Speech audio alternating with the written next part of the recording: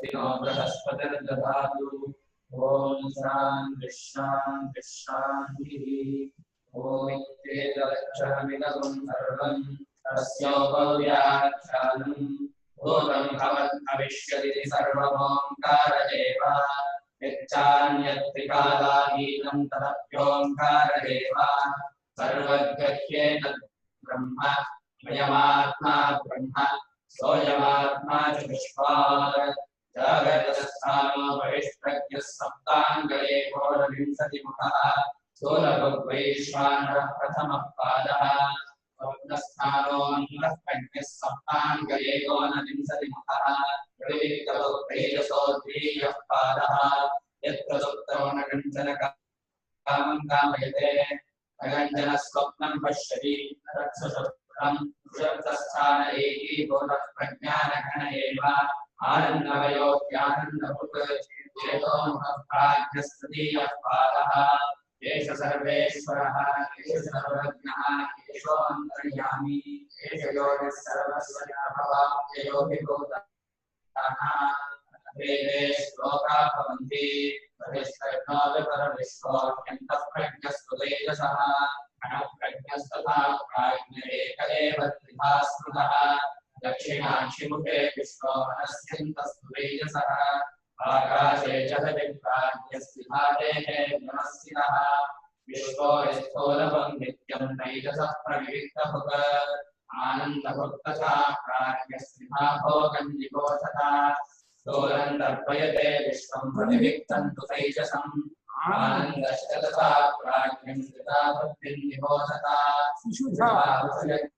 भोज्यं भोक्तायश्च प्रकीर्तितः वेदैकद्वयं यस्तो समञ्जानो न लिप्यते प्रभवः सर्वभावानां सदामिति विनिश्चयः सर्वं जनयति प्राणश्चेतोऽंशोऽन्वृषत्प्रचक् योऽदिम्बसवन्दन्ये मन्यन्ते षष्टिचिन्तकाः स्वप्नमायासरूपेति सृष्टिरन्ये त्रिकल्पिताः इच्छामात्रं प्रभो सृष्टिरिति सृष्टो विनिश्चिताः कालात् प्रभोतिं भूतानां मन्यन्ते कालचिन्तकाः भोगार्थं सृष्टिरित्यन्ये क्रीडार्थमिति चापरे देवस्यैष स्वभावोऽयम् आत्मकामस्य कास्पृमः नान्तः प्रज्ञन्न बहिष्प्रज्ञन्नो प्रज्ञन्न प्रज्ञानघन्न प्रज्ञन्ना प्रज्ञम् अदृश्यमव्यवहार्यमव्याख्यवलक्षणमचिन्त्यमव्यपदेशमेकात् प्रकृतेसारं ब्रह्मञ्चोपशमं शान्तं शिवमद्वैतं सुखं मन्यन्ते सात्मा च विज्ञेयः तत्रैते श्लोका भवन्ति वृत्ते सर्वदुःखानां ईशानप्रभवव्ययः अद्वैतः सर्वभावानां देवस्तुल्यो विपस्तुतः कार्यकारण एते विश्वतैजसो प्राज्ञः कारणबद्धस्तु तुर्येण सिद्धः आत्मानन्दवरांश्चैव न सत्यन्नाभिजामृतं प्राज्ञः किञ्चन संवेत्ति तुर्यन्तः सर्वदत्सदा वेदस्याग्रहणं तुल्यं वयोः प्राज्ञतुल्ययोः वीरनिद्रायुतः प्राज्ञः सा चतुर्येण विद्यते स्वप्ननिद्रायुता भाग्यो प्राज्ञस्तस्वप्ननिद्रया निद्रा नैव च स्वप्नं तुर्ये पश्यन्ति निश्चिताः अन्यथा गृह्णतः स्वप्नो निद्रा तत्त्वमकारणतः विपर्यासे तयोः क्षीणे तुरीयं पदमश्नुते अनादिमायया सुप्तो यदा जीवः प्रमुच्यते अचमनिद्रमस्वप्नमद्वैतं मुच्यते नः प्रपञ्चो यदि विद्येत निवर्तेत न संशयः मायामात्मविदन्दैतमद्वैतं परमार्थतः विकल्पो विवर्तेत कल्पितो यदि केनचित् उपदेशादेवं पादो ज्ञाते द्वैतं न विद्यते प्रज्ञानां स्वप्रदानैश्चिरकरणिकरव्याप्तिर्व्याप्य लोकान् भूत्वा होराश्रविष्ठान् पुनरभिषणो आचितान् कामज्ञान दीप्ता सर्वान् विशेषान् स्वविधिमगर्भं मायया बोधयत्नो माया संख्यात्रीयं परममृतमजं ब्रह्मयत्तं नतोऽस्मि यो विश्वात्मा विषयान् भाष्यभोगान् सविष्ठान् पश्चाच्चान्यान् ज्योतिषास्तेन सूक्ष्मान् सर्ववेदान् स्वात्मनिस्सारयित्वा हित्वा सर्वान् विशेषान् विगतगुणगणत्वात्मसमुदस्तुरीयः नमो महत्तो नमो गुरुभ्यः सर्वोपप्लवरहितप्रज्ञानघः प्रत्यगतो ब्रह्मैवाहमस्मि आलयं करुणालयं नमामि भगवत्पादं शङ्करं लोकशङ्करं वन्दे भगवन्तो पुनः पुनः श्रीमच्छङ्करभगवत्पूज्यपादसद्गुरुभ्यो नमः वन्दे तं सच्चिदानन्दं यतिवर्यं महामतिं वेदवेदान्तसारज्ञं सुपरं प्रणतोऽस्म्यहं सदाहं सम्प्रदायज्ञं संयमीन्द्रं सदाश्रयं सद्गुरुं सच्चिदानन्दं सदाचारं समाश्रये श्री सच्चिदानन्देन्द्र श्री महासद्गुरुभ्यो नमः श्री भगवो ब्रह्म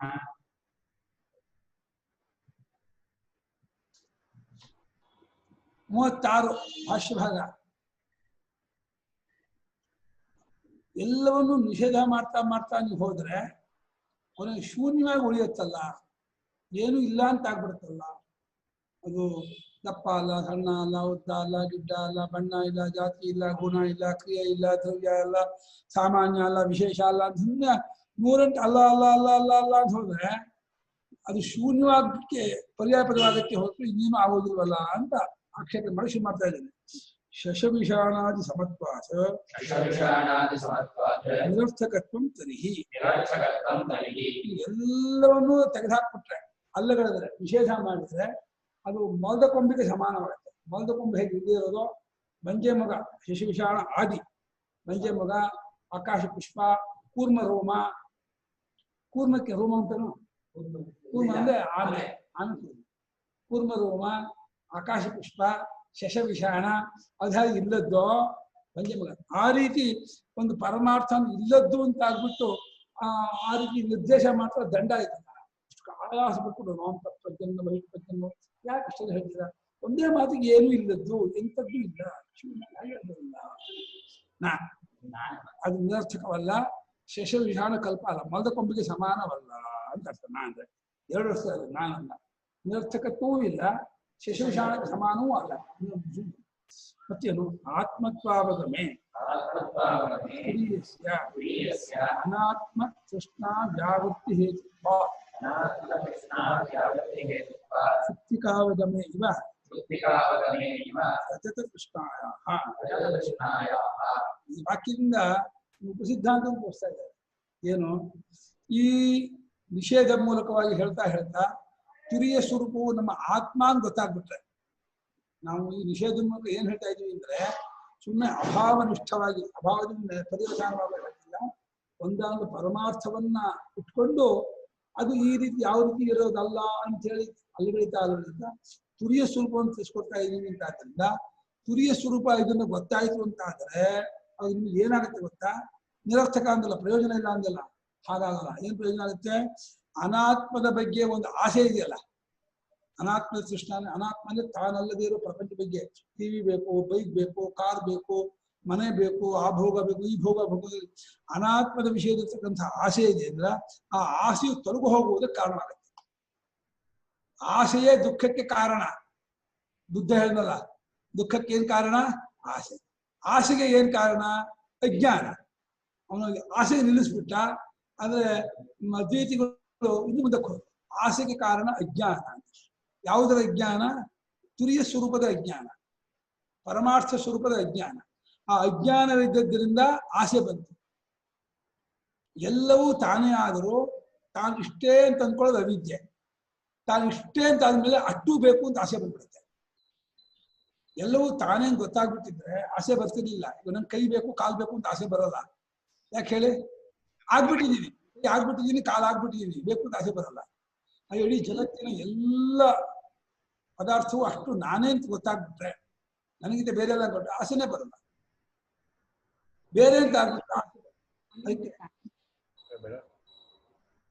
ತುರಿಯ ಸ್ವರೂಪವು ನಮ್ಮ ಆತ್ಮಸ್ವರೂಪವಾಗಿದೆ ಅಂತ ಗೊತ್ತಾಗ್ಬಿಟ್ರೆ ಅನಾತ್ಮದ ಬಗ್ಗೆ, ಅನಾತ್ಮದ ವಿಷಯದಲ್ಲಿರುವಂತಹ ಆಸೆ ಏನಿದೆ ಆ ಆಸೆಯು ನಿವೃತ್ತಿ ಆಗೋದಕ್ಕೆ, ತೊಲಗು ಹೋಗೋದಕ್ಕೆ ಕಾರಣವಾಗುವುದರಿಂದ ನಿರರ್ಥಕವಲ್ಲ. ಯಾವುದರಂತೆ ಅಂದ್ರೆ ಬೆಳ್ಳಿ ತಿಳ್ಕೊಂಡ್ಬಿಟ್ಟ ಕಪ್ಪೆ ಚಿಪ್ಪನ್ನ, ಆಸೆ ಹೊತ್ಕೊಂಡ್ಬಿಡ್ತು, ಆ ಬೆಳ್ಳಿ ಸಿಕ್ತು, ಇದನ್ನ ತಗೊಂಡ್ಬಿಟ್ರೆ ನಮ್ಮನ್ನು 500 ರೂಪಾಯಿ 1000 ರೂಪಾಯಿ ಸಿಗುತ್ತೆ ಅನ್ಕೊಂಡು ಹೋಗ್ತಾನೆ. ಹೋಗ್ಬಿಟ್ಟು ಅದು ಕಪ್ಪೆ ಚಿಪ್ಪು ಗೊತ್ತಾಗ್ಬಿಡುತ್ತೆ. ಅವಾಗ ಏನಾಗುತ್ತೆ, ಆಸೆ ಏನಾಗುತ್ತೆ, ಆಸೆ ಅದ್ರ ಬಗ್ಗೆ ಆಸೆ, ಬೆಳ್ಳಿ ಆಸೆ ಹೋಗುತ್ತೆ ಅಂತ ಹೇಳ್ತಾ ಇಲ್ಲ. ಅಲ್ಲ, ಅದು ಬೆಳ್ಳಿ ಬೆಳ್ಳಿ ಆಸೆ ಹೋಗಲ್ಲ ಅವನಿಗೆ, ಅದು ಬೆಳ್ಳಿ ತಗೋಬೇಕು ಅನ್ನೋ ಆಸೆ ಹೋಗುತ್ತೆ ಅಷ್ಟೇ ಹೊರತು ಬೇರೆ ಬೆಳ್ಳಿ ಕೊಟ್ರೆ 2 ಕೈಲಿ ತಗೋತಾರೆ, 1 ಕೈ ಅಲ್ಲ. ಆಸೆ ಆರಿ ಅದು ಗಿರಿ ಮಹಾನ್, ಬೆಟ್ಟ ಬಹಳ ದೊಡ್ಡದು. ಗಿರೇ ರಬ್ಧಿ, ಬೆಟ್ಟಕ್ಕಿಂತ ಸಮುದ್ರ ದೊಡ್ಡದು. ಗಿರೇ ರಬ್ಧಿ ಅಬ್ಧೇರಪಿ ಮಹನ್ನಭ, ಸಮುದ್ರಕ್ಕಿಂತ ಆಕಾಶ ದೊಡ್ಡದು. ನಭಸೋಪಿ ಮಹದ್ ಬ್ರಹ್ಮ, ಆಕಾಶಕ್ಕಿಂತ ಬ್ರಹ್ಮ ದೊಡ್ಡದು. ತಥೋಪ್ಯಾಶಾಗರೀಯಸಿ, ಆ ಬ್ರಹ್ಮಕ್ಕಿಂತ ದೊಡ್ಡದು ಆಸೆ. ಬ್ರಹ್ಮವೂ ಬೇಕು ಅಂತ ಅನ್ಸತ್ತೆ ಅಂತ ಆಸೆ, ಅಷ್ಟು ದೊಡ್ಡ ಆಸೆ ಅಂತ ಸುಭಾಷಿತ ಇದೆ. ಹಾಗೆ ಕಪ್ಪೆ ಚಿಪ್ಪು ಅಂತ ಗೊತ್ತಾಗ್ಬಿಟ್ರೆ, ತೋರ್ತಾ ಇರೋ ಬೆಳ್ಳಿ ಬೆಳ್ಳಿ ಅಲ್ಲ ಕಪ್ಪೆ ಚಿಪ್ಪು ಗೊತ್ತಾಗುತ್ತೆ, ಅದ್ರ ಬಗ್ಗೆ ಹೇಗೆ ಆಸೆ ಹೋಗುತ್ತದೆಯೋ ಹಾಗೆ ತುರಿಯ ಸ್ವರೂಪ ಗೊತ್ತಾದ ಕೂಡಲೇ ಸಮಸ್ತ ವಿಷಯದ ಆಸೆಗೂ ಹೋಗ್ಬಿಡುತ್ತೆ. ಸಮಸ್ತ ವಿಷಯದ ಆಸೆಗೂ ಅಜ್ಞಾನವೇ ಕಾರಣ.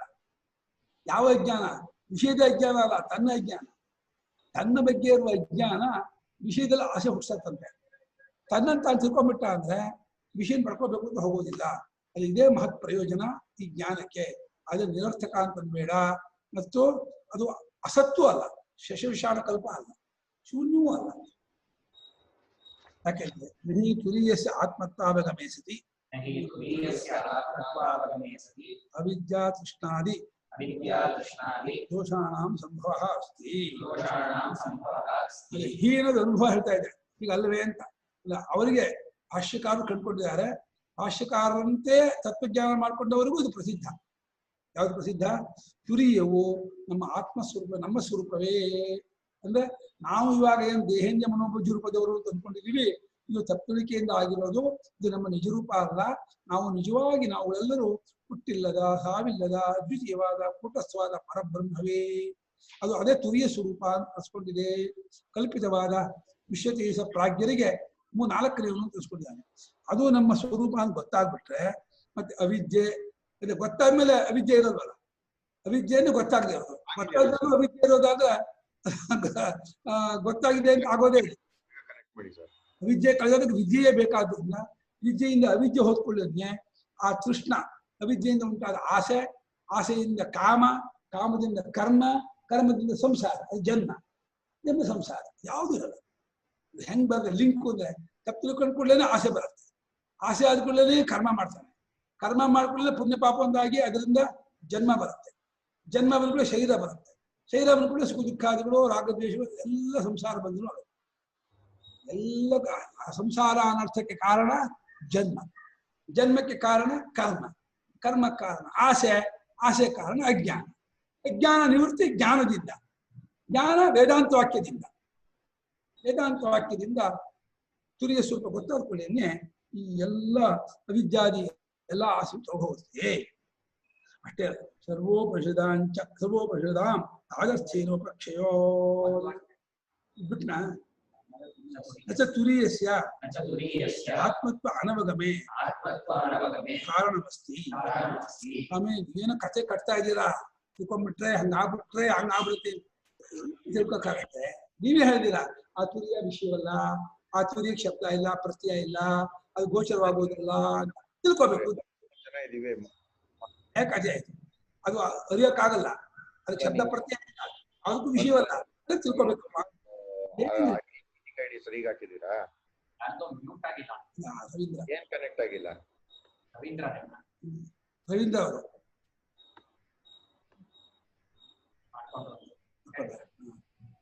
ಅಲ್ಲೇ ಆಕಾಶವನ್ನ ಚಾಪೆ ಹಂಗೆ ಸುತ್ತಬಿಟ್ಟು ಒಂದು ದೇವ್ರ ಮನೆ ಕೋಣ ಇಟ್ಕೊಂಡ್ಬಿಟ್ಟು ಅದಕ್ಕೆ ಪೂಜೆ ಮಾಡ್ಬಿಟ್ರೆ ನಿಮ್ ಮನೇಲಿ ವಜ್ರದ ಮಳೆ ಬಂದ್ಬಿಡತ್ತೆ ಅಂತ ಹೇಳಿದ್ರೆ, ವಜ್ರದ ಮಳೆ ಸೋಬಾರ್ದು.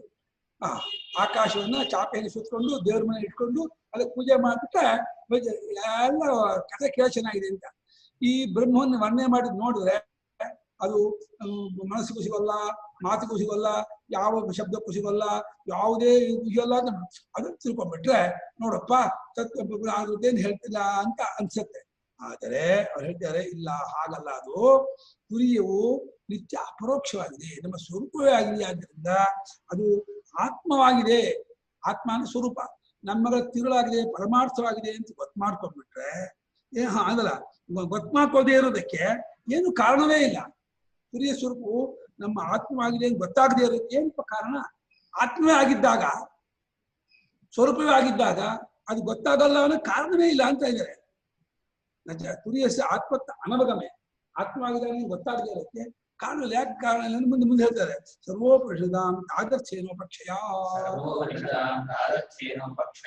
ಎಲ್ಲ ಉಪನಿಷತ್ತು, ಈಶಾದಿ ದಶೋಪನಿಷತ್ತು, ಕೈವಲ್ಯ ಅದು ಶ್ವೇತಾಶ್ವೇತ ಜಾಬಾಲ ಕೌಶಿಕಿ ಅದು ಉಪನಿಷತ್ತು ಕೂಡ ತಾದರ್ಥ್ಯೇನ, ತದರ್ಥಸ್ಯ ಭಾವ ತಾದರ್ಥ್ಯ, ಅದಕ್ಕಾಗಿ ಅಂತ ಆ ಪರಮಾರ್ಥ ತತ್ವವನ್ನು ತಿಳಿಸಿಕೊಡೋದಕ್ಕೋಸ್ಕರವಾಗಿಯೇ ಹೊರಟಿರೋದ್ರಿಂದ ಜ್ಞಾನ ಆಗಲ್ಲ ಅಂತ ಅನ್ನೋಕ್ಕಾಗಲ್ಲ. ಜ್ಞಾನವಾಗದೇ ಇರುವುದಾಗಿದ್ದರೆ, ಅದು ಆತ್ಮರೂಪದಿಂದ ಗೊತ್ತಾಗದೇ ಇರುವಂಥದ್ದಾಗ್ಬಿಟ್ಟಿದ್ರೆ ಉಪನಿಷತ್ತುಗಳೇ ಬರ್ತಿರ್ಲಿಲ್ಲ, ಉಪನಿಷತ್ತುಗಳೇ ಹೊರಡ್ತಿರ್ಲಿಲ್ಲ. ಐಕಕಂಠದಿಂದ ತಾತ್ಪರ್ಯದಿಂದ ಎಲ್ಲಾ ಉಪನಿಷತ್ತು ಕೂಡ ಆ ಸ್ವರೂಪವನ್ನೇ ತಿಳಿಸ್ಕೊಡ್ತಾ ಇರೋದ್ರಿಂದ ಇದು ಗೊತ್ತಾಗಲ್ಲ ಅಂತ ಅನ್ನೋಕ್ಕಾಗಲ್ಲ. ಗೊತ್ತಾಗಲ್ಲ ಅಂತ ಹೇಳ್ಬಾರ್ದು, ಗೊತ್ತಾಗಿಯೇ ಆಗತ್ತೆ. ಯದ್ಯಪಿ ಮನಸ್ಸು ಬುದ್ಧಿಗೆ ನಿಲುಕದೇ ಹೋದರೂ, ಈ ಲೌಕಿಕ ಪ್ರಮಾಣದಿಂದ ಅರಿಯೋಕ್ಕಾಗದೇ ಹೋದರೂ, ಒಂದಾನೊಂದು ವಿಶಿಷ್ಟ ಕ್ರಮದಲ್ಲಿ ಉಪದೇಶ ಮಾಡಿದ್ದ ಜಾಡನ್ನ, ಪ್ರೀತಿಯನ್ನು ಅನುಸರಣೆ ಮಾಡಿದ್ರೆ ಅದು ಅನುಭವ ಗೊತ್ತಾಗಿ ಆಗುತ್ತೆ. ಅಧ್ಯಾರೋಪಾಪವಾದ ಪ್ರಕ್ರಿಯೆಯಿಂದ ವಾಕ್ಯಾರ್ಥವನ್ನ ಅನುಭವಕ್ಕೆ ಹೊಂದಿಸ್ಕೊಳ್ಳೋಕೆ ಪ್ರಯತ್ನ ಮಾಡಿದ್ರೆ ಉತ್ತಮಾಧಿಕಾರಿಯಾದವನಿಗೆ ತತ್ವಜ್ಞಾನ ಆಗಿ ಆಗುತ್ತೆ. 100 ಹಾಗಾದ್ರಿಂದ ಉಪನಿಷತ್ತುಗಳೆಲ್ಲ ಅದಕ್ಕಾಗಿಯೇ ಹೊರಟು ಅದನ್ನು ತಿಳಿಸ್ಕೊಡ್ತಾನೆ ಕೊನೆಗಂಡಿರೋದ್ರಿಂದ, ಉಪಖ್ಯಾನ ಕೊನೆಗಂಡಿರೋದು, ತಿಳಿಸ್ತಾನೆ ಕೊನೆಗಂಡಿದೆ. ಅದು ಆತ್ಮವೂ ಆಗಿದೆ, ಸ್ವರೂಪವೂ ಆಗಿದೆ. ಅಂಥದ್ದು ಗೊತ್ತಾಗಲ್ಲ ಅಂತಂತೀನಿ ಅಂದ್ರೆ ಅವನು ಮಣ್ಣೆಂಟೆ ಅನ್ಬೇಕಷ್ಟೇ. ಮಣ್ಣೆಂಟೆ ಆಗಿದ್ದೆ ಅವ್ನು ಗೊತ್ತಾಗಲ್ಲ ಅಂತ ಅನ್ಬೋದೇ ಹೊರತು ಮನುಷ್ಯರಾಗಿದ್ದೆ ಗೊತ್ತಾಗಲ್ಲ ಅಂತ ಅನ್ನೋ ಕಾರಣವೇ ಇಲ್ಲ. ಯಾಕೆಂದ್ರೆ ತತ್ವಮಸಿ ಅಯಮಾತ್ಮ ಬ್ರಹ್ಮ ತತ್ಸತ್ಯಂ ಸ ಆತ್ಮ ತತ್ಸಾಕ್ಷಾತ್ ಅಪರೋಕ್ಷಾತ್ ಬ್ರಹ್ಮ ಸಭಾಶ್ಚಾಭ್ಯಂತರೋ ಹ್ಯಜಃ ಆತ್ಮೀವೇದಿಕಂ ಸರ್ವಂ ಇತ್ಯೇವಮಾದೀನಾಂ ಸರ್ವೋಪನಿಷದಾಂ ತಾದರ್ಥ್ಯೇನ ಉಪಖ್ಯಾತ ಪ್ರಮೇಯ ಇತ್ಯೇವಮಾದೀನಾಂ ಇದೇ ಮೊದಲಾಗಿರ್ತಕ್ಕಂಥ ಉಪನಿಷತ್ತು. ಇಲ್ಲಿ ಅಥರ್ವವೇದ, ಯಜುರ್ವೇದ, ಸಾಮವೇದ 3 ಕೊಟ್ಟರು. ಋಗ್ವೇದ ಕೊಡ್ಲೇ ಇಲ್ಲ. ಪ್ರಜ್ಞಾನ ಬ್ರಹ್ಮಗಳು 4 ವೇದ ಆಗ್ಬಿಡ್ತದೆ. ಛಾಂದೋಗ್ಯದ ವಾಕ್ಯ ಕೊಟ್ಟರು, ಸಾಮವೇದ ಆಯ್ತು. ಬೃಹದಾರಣ್ಯಕ ವಾಕ್ಯ ಕೊಟ್ಟರು, ಯಜುರ್ವೇದ ಆಯ್ತು. ಮತ್ತೆ ಮುಂಡಕ ಕೊಟ್ಟರು, ಅಥರ್ವವೇದ ಆಯ್ತು. ಪ್ರಜ್ಞಾನಂ ಬ್ರಹ್ಮ ಅಂತ ಕೊಟ್ಬಿಟ್ಟಿದ್ರೆ 4 ವೇದಗಳು ತತ್ಪರತೆಯಿಂದ ಅದನ್ನೇ ಹೇಳ್ತಾರೆ. ಸಮನ್ವಯ ಸೂತ್ರ ಮಾಡಿದ್ದಾರೆ. 4 ವೇದ ತದೇವ ತ್ವಮಸಿ ತತ್ವಮಸಿ. ಅದೇ ನೀನ್ ಆಗಿದೆಯಾ, ಆಲ್ರೆಡಿ ಆಗ್ಬಿಟ್ಟಿದ್ಯಾ. ಆಗೋನಲ್ಲ, ಆಗ್ಬೇಕಾಗಿಲ್ಲ, ಆಗೋದಲ್ಲ. ಆದ್ರೆ ಅದು ಹೋಗ್ಬಿಡುತ್ತೆ. ಆಗಾಗಿರೋನು ತಿಳ್ಕೊಳ್ಬೇಕಷ್ಟೆ ಆಗಿದ್ದೀನಿ ಅಂತ. ಈ ಆತ್ಮನೇ ನಾನು ತೋರ್ತಿರುವ ಆತನೇ ಬ್ರಹ್ಮವಾಗಿದ್ದೇನೆ, ಅಪರಿಚಿತವಾಗಿದ್ದೇನೆ. ಇದು ಸತ್ಯವೂ ಅದು ಆತ್ಮವೂ ಆಗಿದೆ. ಯಾವುದು ನೇರಾಗಿ ಅವ್ಯವಹಿತವಾಗಿ ಅಗೌಣವಾಗಿ ಶ್ರೋತ್ರ ಬ್ರಹ್ಮಾದಿಗಳಂತೆ ಗೌಣ ಬ್ರಹ್ಮವಲ್ಲ. ಹಾಗೆ ಅದಕ್ಕೆ ವ್ಯವಧಾನವೂ ಇಲ್ಲ. ಅವ್ಯವಹಿತ ಅಪರೋಕ್ಷ ಅಂದ್ರೆ ವ್ಯವಧಾನ ಅಡ್ಡಿ. ನಮ್ಗೆ ಗೋಡೆಯಿಂದ ಆಚೆ ಇರೋದು ನೋಡಕ್ಕಾಗಲ್ಲ, ಗೋಡೆ ಅಡ್ಡಿ ಮಾಡುತ್ತೆ. ಆದ್ರೆ ನಮ್ಮ ಸ್ವರೂಪ ನಮಗೆ ಅಡ್ಡಿ ಏನು ಮಾಡಲ್ಲ, ನಾನೇ ಆಗ್ಬಿಟ್ಟಿದ್ದೀನಿ. ಅವ್ಯವಹಿತವಾಗಿದೆ, ಅದು ಒಳಗೂ ಹೊರಗೂ ಹುಟ್ಟಿಲ್ಲದ್ದಾಗಿದೆ. ಅದೇ ಎಲ್ಲವೂ ಆಗಿದೆ. ಇದೇ ಮೊದಲಾದ ವಾಕ್ಯಗಳು ಐಕಕಂಠ್ಯದಿಂದ ಒಕ್ಕೊರಳಿನಿಂದ ಪೂರ್ತಿ ಬ್ರಹ್ಮಾತ್ಮೈಕ್ಯತೆಗೆ ಸಮನ್ವಯವಾಗಿದೆ. ತತ್ಪರತೆಯಿಂದ ತಾದರ್ಥ್ಯದಿಂದ ಆ ತುರಿಯ ಸ್ವರೂಪವನ್ನು ತಿಳಿಸ್ಕೊಡ್ತಾ ಇರೋದ್ರಿಂದ ಜ್ಞಾನವಾಗೋಲ್ಲ, ಗೊತ್ತಾಗೋದಿಲ್ಲ ಅಂತ ಅನ್ನೋ ಹಾಗಿಲ್ಲ. ಹಾಗೆ ಆಗುತ್ತೆ. ಅಧಿಕಾರಿಣಿ ಪ್ರಮಿತಿ ಜನಕೋ ವೇದ ಅಂತ. ಅಧಿಕಾರಿಯಲ್ಲಿ ಅರಿವನ್ನು ಉಂಟು ಮಾಡುತ್ತೆ ವೇದ. ಅಧಿಕಾರಿ ಇಲ್ಲದೆ ಹೋದ್ರೆ ವೇದ ಅರಿವು ವೇದ ತಪ್ಪಲ್ಲ. ಕಣ್ಣಿಲ್ದೇ ಇದ್ದವನಿಗೆ ಕನ್ನಡಿ ಮುಖ ತೋರಿಸಲ್ಲ ಅಂತಂದ್ರೆ ಅದು ಕನ್ನಡಿ ತಪ್ಪಲ್ಲಪ್ಪ. ಕುರುಡ ಕರಡಿ ಮುಂದೆ ನಿಂತ್ಕೊಂಡ್ಬಿಟ್ಟು ನನ್ ಮುಖ ತೋರಿಸ್ತಾನೆ ಇಲ್ಲ ಕನ್ನಡಿ, ಎಂತ ಕರಡಿ ಅಂತ ಸುತ್ತಿ ಅದನ್ನು ಹೊಡಿತೀನಿ ಹೊಡೆದ್ರೆ ಸುತ್ತಿ ಅದನ್ನು ಹೊಡಿಬೋದು ಕನ್ನಡಿಗೆ, ಅದು ಕನ್ನಡಿ ತಪ್ಪ. ಲೋಚನಾಭ್ಯಾಂ ವಿಹೀನಸ್ಯ ದರ್ಪಣ ಕಿಂಕರಿಷ್ಯತಿ ಅಂತ ಅಲ್ಲ, ಲೋಚನಾಭ್ಯಾಂ ವಿಹೀನ ದರ್ಪಣ ಕಿಂಕರಿಷ್ಯತಿ. ಪೂರ್ವಾರ್ಧೇನದು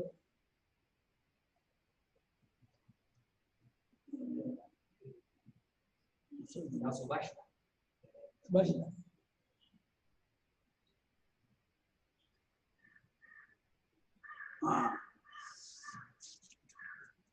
ಸ್ವಯಮಾತ್ಮ ಪರಮಾರ್ಥ ಅಪರಮಾರ್ಥ ರೂಪ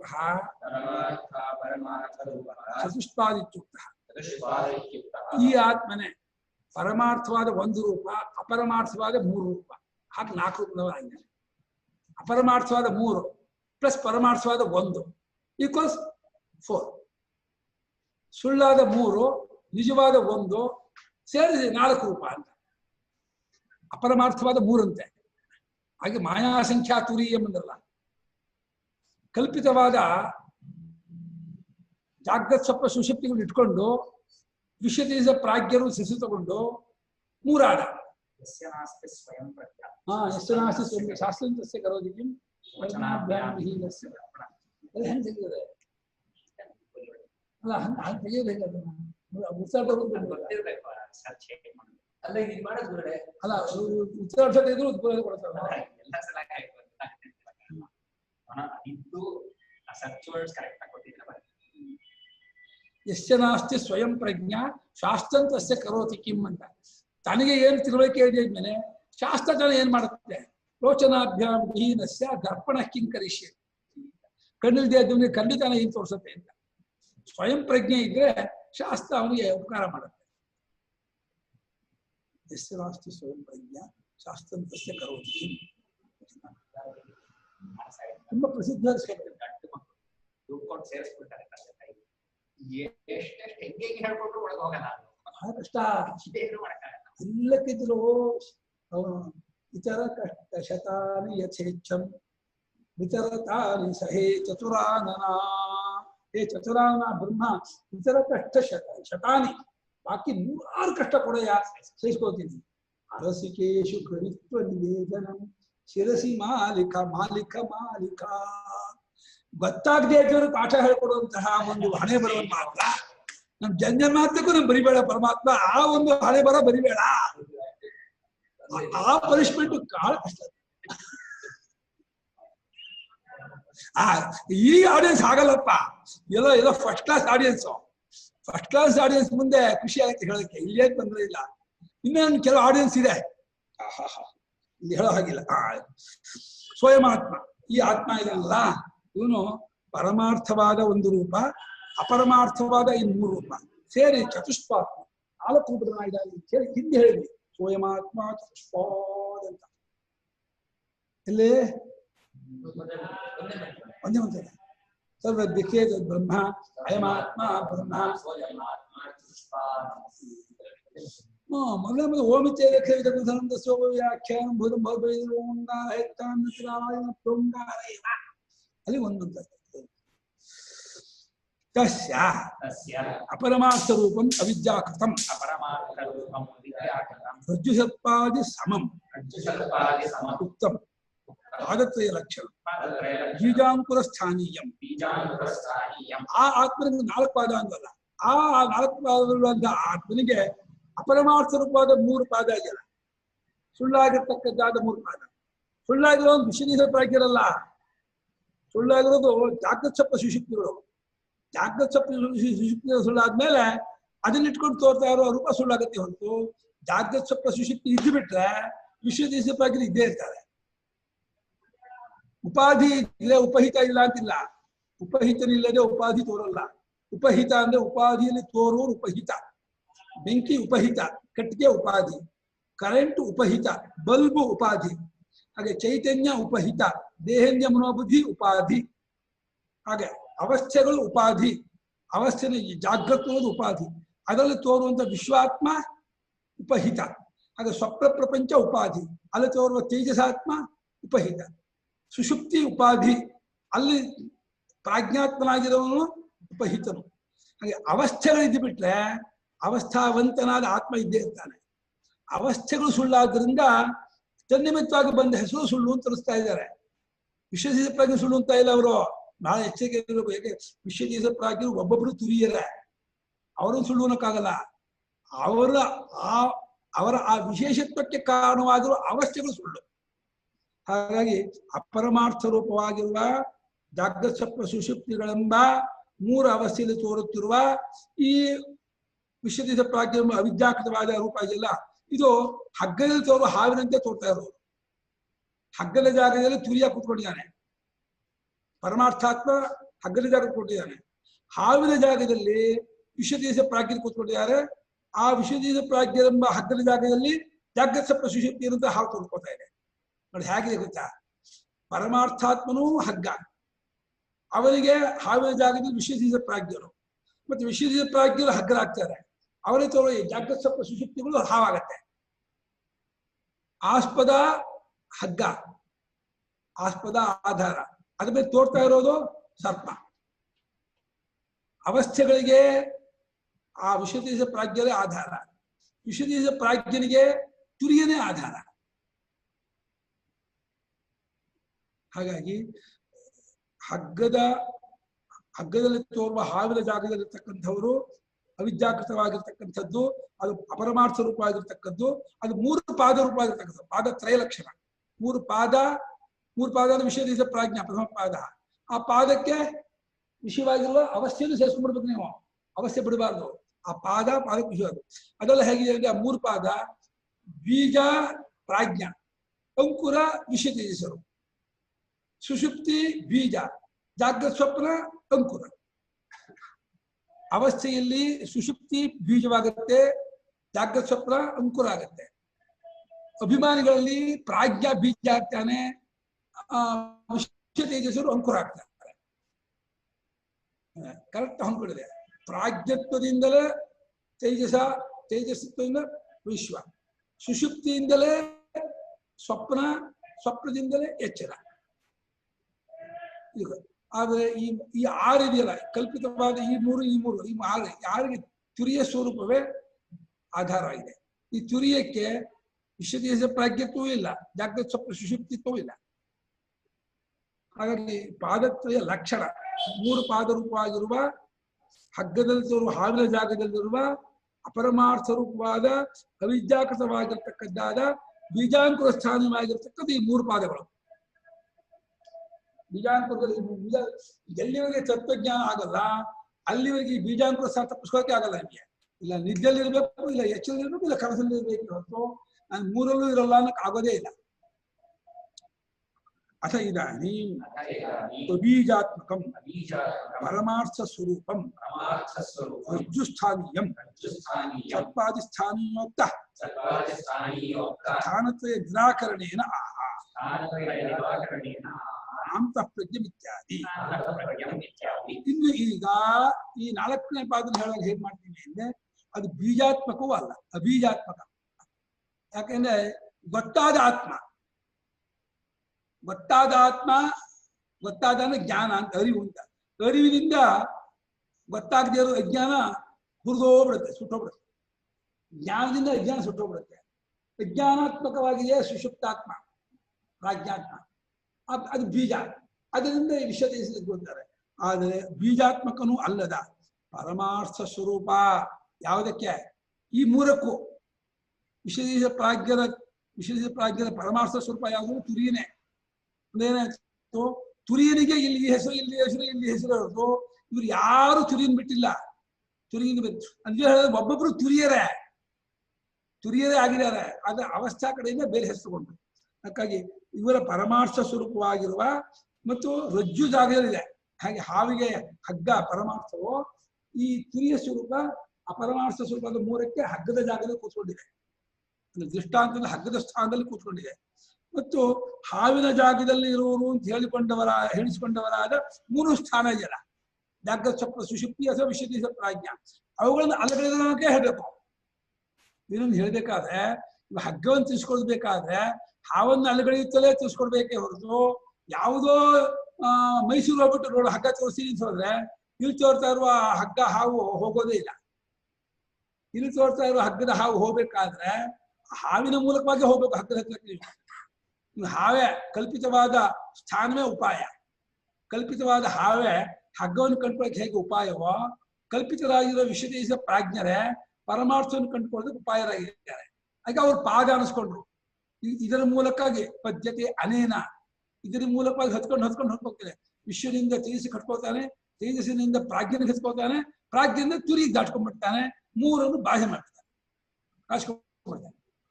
ಹಾಗಾದ್ರಿಂದ ಹಾವೇ ಮುಂತಾದ ಸ್ಥಾನದಲ್ಲಿರ್ತಕ್ಕದ್ದು ಮುಂತಾದ ಅಂತ ಯಾಕಂದ್ರು ಹಾವು, ಕಪ್ಪೆ ಚಿಪ್ಪು, ಮೋಟು ಮರ, ಕಣ್ಣ, ಅದು ಹಾಗೆ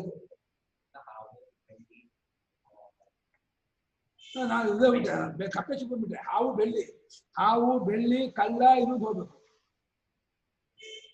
ಯಾಕೆಂದ್ರೆ ಹಗ್ಗ, ಕಪ್ಪೆ ಚಿಪ್ಪು, ಮೋಟು ಮರ ಬರುತ್ತೆ. ಹಾವು, ಬೆಳ್ಳಿ, ಮನುಷ್ಯ, ನೀರು ಅದು ಪಲ್ಲವಿ. ಅದು ಪ್ರಸ್ಥಾಂತಿ ಭಾಷಿಕರ ಪಲ್ಲವಿ ಅದು. ಇನ್ನು ರಜ್ಜು ಸರ್ಪ ದೃಷ್ಟ ಅಂತ ನೀನು ಯಾವ ಪ್ಯಾರಾದಲ್ಲಿ ಬಿಡಲ್ಲ ಶಂಕರಾಚಾರ್ಯರು. ಅವರೇಜ್ ಮೇಂಟೈನ್ ಮಾಡ್ತಾರೆ. ಪ್ರತಿಯೊಂದು ಪ್ಯಾರಾಗೂ ಬರೋ ಹಾಗೆ ಒಂದ್ ಪ್ಯಾರಾದಲ್ಲಿ ಕೊಡಲಿಲ್ಲ ಅಂದ್ರೆ ಇನ್ನೊಂದು ಪ್ಯಾರಾದಲ್ಲಿ 2 ಸಲ ಕೊಡ್ತಾರೆ. ಹಾವೇ ಮುಂತಾದ ಸ್ಥಾನದಲ್ಲಿ ಹೇಳಿರ್ತಕ್ಕದ್ದಾದ 3 ಸ್ಥಾನತ್ವವನ್ನು ನಿರಾಕರಣೆನ, ಇದು ಬಹಳ ಮುಖ್ಯವಾದ ವಾಕ್ಯ. ಅದನ್ನ ಇದನ್ನ ಕಲ್ಪಿತವಾಗಿರೋ ಆ ಸ್ಥಾನವನ್ನು ಇಟ್ಕೊಂಡು ಅದನ್ನ ನಿರಾಕರಣೆ ಮಾಡೋದ್ರ ಮೂಲಕವಾಗಿ ಅದನ್ನ ಹೇಳ್ಬೇಕು. ಅದೇ ಹೇಳೋ ಉಪಾಯ. ಪ್ರತಿಪತ್ತಿಗೆ, ಜ್ಞಾನಕ್ಕೆ, ತಿಳ್ಕೊಳ್ಳೋದಕ್ಕೆ ಕಲ್ಪಿತವಾಗಿರೋ 3 ಆತ್ಮಗಳೇ ಸಾಧನಗಳು. ನೋಡಿ, ಇವ್ರು ಇಲ್ಲದೇ ಇದ್ದವರಾದ್ರು, ಕಲ್ಪಿತರಾದವರಾದ್ರು ಇವರನ್ನು ಇಟ್ಕೊಳ್ಳೋದೇನೆ ತಿಳಿಸ್ಕೊಳಕ್ ಆಗೋದೇ ಇಲ್ಲ. ಇವರೇ ಬೇಕು ತಿಳಿಸ್ಕೊಳಕ್ಕೆ. ಪ್ರಪಂಚವನ್ನು ಇಟ್ಕೊಳ್ಳೋದೇನೆ ನಿಮ್ಗೆ ಏನು ಸಾಧನೆ ಮಾಡಕ್ ಆಗೋದೇ ಇಲ್ಲ. ಯದ್ಯಪಿ ಪ್ರಪಂಚ ಸುಳ್ಳಾಗಿರ್ಬಹುದು, ಆದ್ರೆ ಪ್ರಪಂಚ ಇಟ್ಕೊಳ್ಳೋದನ್ನ ಏನ್ ಮಾಡ್ತೀರಾ? ಹಾಗೆಯೇ ಅದೇ ರೀತಿ ಕಲ್ಪಿತವಾಗಿರೋ 3 ಇಟ್ಕೊಂಡೆ ತುರಿಯನ್ನು ತಿಳ್ಕೊಂಡು ನಾನು ಆತ್ಮನಃ ಚತುಷ್ಪಾತ್ಮ ಪ್ರತಿಜ್ಞಾಯ ಆದತ್ಯ ಕಥನೇನೀವ ಚತುರ್ಥಸ್ಯ ಅಂತಃಪ್ರಜ್ಞಾದಿಭ್ಯೋ ಅನ್ಯತ್ವೇ ಸಿದ್ಧೇ ಅಂತಃಪ್ರಜ್ಞಮಿತ್ಯಾದಿ ಪ್ರತಿಷೇಧಃ ಅನರ್ಥಕಃ. ಒಳ್ಳೆ ಪ್ರಶ್ನೆ ನೋಡಿ. 4 ಇದೆ ಅಂತ ಹೇಳ್ಬಿಟ್ಟು ಇದು 3 ಅಲ್ಲ ಅಂತಂದ್ಮೇಲೆ 4ನೇದು ಮತ್ತೆ ಹೇಳ್ಬೇಕಾ? ಸುರೇಶ ಯಾರು ಗೊತ್ತಿಲ್ಲ, ಇವ್ರು ಯಾರು ಸುರೇಶ ಅಲ್ಲ ಅಂತ ಗೊತ್ತಾದ್ಮೇಲೆ ಮತ್ತೆ ಇವ್ರು ಸುರೇಶ ಅಂತ ಹೇಳ್ಬೇಕು ನಾವು. ನಾನೇ ಗೊತ್ತಾಗುತ್ತೆ. ಈ ನೈಷ್ಕರ್ಮ್ಯ ಸಿದ್ಧಿ ಯಾವುದೂ ಗೊತ್ತಿಲ್ಲ. ಇದು ಮಾಂಡುಕ್ಯ, ಇದು ಬೃಹದಾರಣ್ಯಕ, ಇದು ಉಪದೇಶಾಸ್ಯ ಅಂದ್ಮೇಲೆ ಇದೊಂದು 4 ಪುಸ್ತಕ. ಇದೇ ನೈಷ್ಕರ್ಮ್ಯ ಸಿದ್ಧ. ಪಾರಶೇಷ ನ್ಯಾಯದಿಂದ ಹಾಗೆ ಆಗುತ್ತಲ್ಲ. ಪಾರಶೇಷ ನ್ಯಾಯದಿಂದ ಗೊತ್ತಾಗುತ್ತಿರುವಾಗ ಮತ್ತೆ ಅದಕ್ಕೆ ಮುಂದೆ ಯಾಕೆ ತಿಳ್ಸಕ್ ಹೋಗ್ತಾ ಇದೆ? ಬೇರೆ ಅದ ಅಲ್ಲಿಗಳ ಮೂಲಕ ತಿಳಿಸೋದು ಏನು. ಆಮೇಲೆ ಇದು ಅಲ್ಲ ಅಂದ್ಬಿಟ್ರೆ ಆಟೋಮೆಟಿಕ್ ಚತುಷ್ಪಾತ್ ಬಂದ್ಬಿಟ್ಟಿದ್ದೀರಿ. ನೀವು ಆರಂಭದಲ್ಲೇ ಸ್ವಯಮಾತ್ಮ ಚತುಷ್ಪಾತ್ ಅಂದ್ಬಿಟ್ಟಿದ್ದೀರಾ. 3 ಅಲ್ಲ ಅಂತಂದ್ರೆ 3 ಸುಳ್ಳು ಅಂದ್ಬಿಟ್ರೆ ಅರ್ಥ ಆಗೋದು. ಮತ್ತೆ ಅದನ್ನು ಇದಲ್ಲ ಅದಲ್ಲ ಅಂತ ಹೇಳ್ಬಿಟ್ಟು ತಿಳಿಸ್ಕೊಡ್ಬೇಕಾ? ಅದ ಮೆಥಡ್ಡು ಅಂತ ಪ್ರಶ್ನೆ ಅರ್ಥ ಆಯ್ತಾ?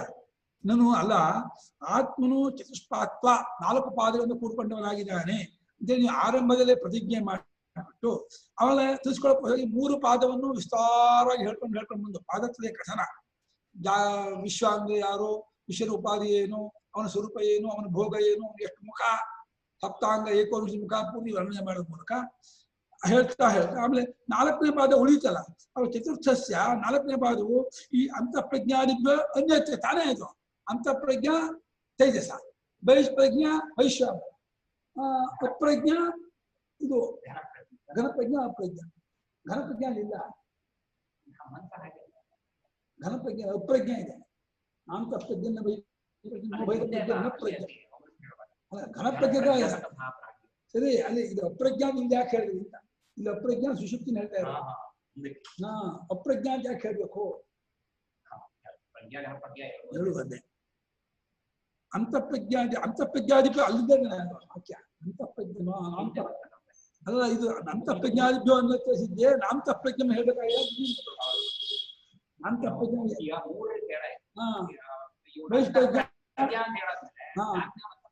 ಆಯ್ತು ಅದರಿಂದ ಅಂತ ಪ್ರಜ್ಞೆ ಅಲ್ಲ ಸೊ ಅದು. ಅವನ ಅಂತಃಪ್ರಜ್ಞೆ ಅಲ್ಲ ಅನ್ನೋದು ಇನ್ನೊಂದ್ಸಲ ಏನು? ಯಾವ್ದಕ್ಕೆ ಹೇಳ್ಬೇಕು? ಇವನಂತ ಪ್ರಜ್ಞಾನ ಇವನು ಕದ್ದವನು ಅಂತ ಮೇಲೆ ಇವನು ಕದ್ದವನಲ್ಲ ಅಂತ ಹೇಳ್ಬೇಕಾ? ಹೇಳ್ಬೇಕಾಗಿಲ್ಲಪ್ಪ. ಇಬ್ರು ಇದ್ದಾರೆ, ಯಾರು ಕದ್ದವನು ಗೊತ್ತಿಲ್ಲ. ಇವನಪ್ಪ ಕದ್ದವನು ಅಂದ್ಮೇಲೆ ಮತ್ತೆ ಇವನ್ ಕದ್ದವನಲ್ಲ ನೀವು ಹೇಳ್ಬೇಕಾ? ಅದ ಇವನ್ ಕದ್ದವನಲ್ಲ ಅಂತ ಗೊತ್ತಮೇಲೆ ಅವ್ನು ಕದ್ದವನು ಮತ್ತೆ ಹೇಳ್ಬೇಕು. ಧರ್ಮ ಪ್ರಕಾಯನ ಕುಲಾಯನ ಅಂದ್ರು. ಧರ್ಮ ಪ್ರಕಾಯನ ಈ ಕುಲಾಯನ ಕೆಲಸ ಆದಾಕನು ಅಂತಂದ್ರು. ಇದೇ ಧರ್ಮ ಪ್ರಕಾಯನ ಕೆಲಸ ಅಂತ ಹೇಳಲಿಲ್ಲ ಅಂತ.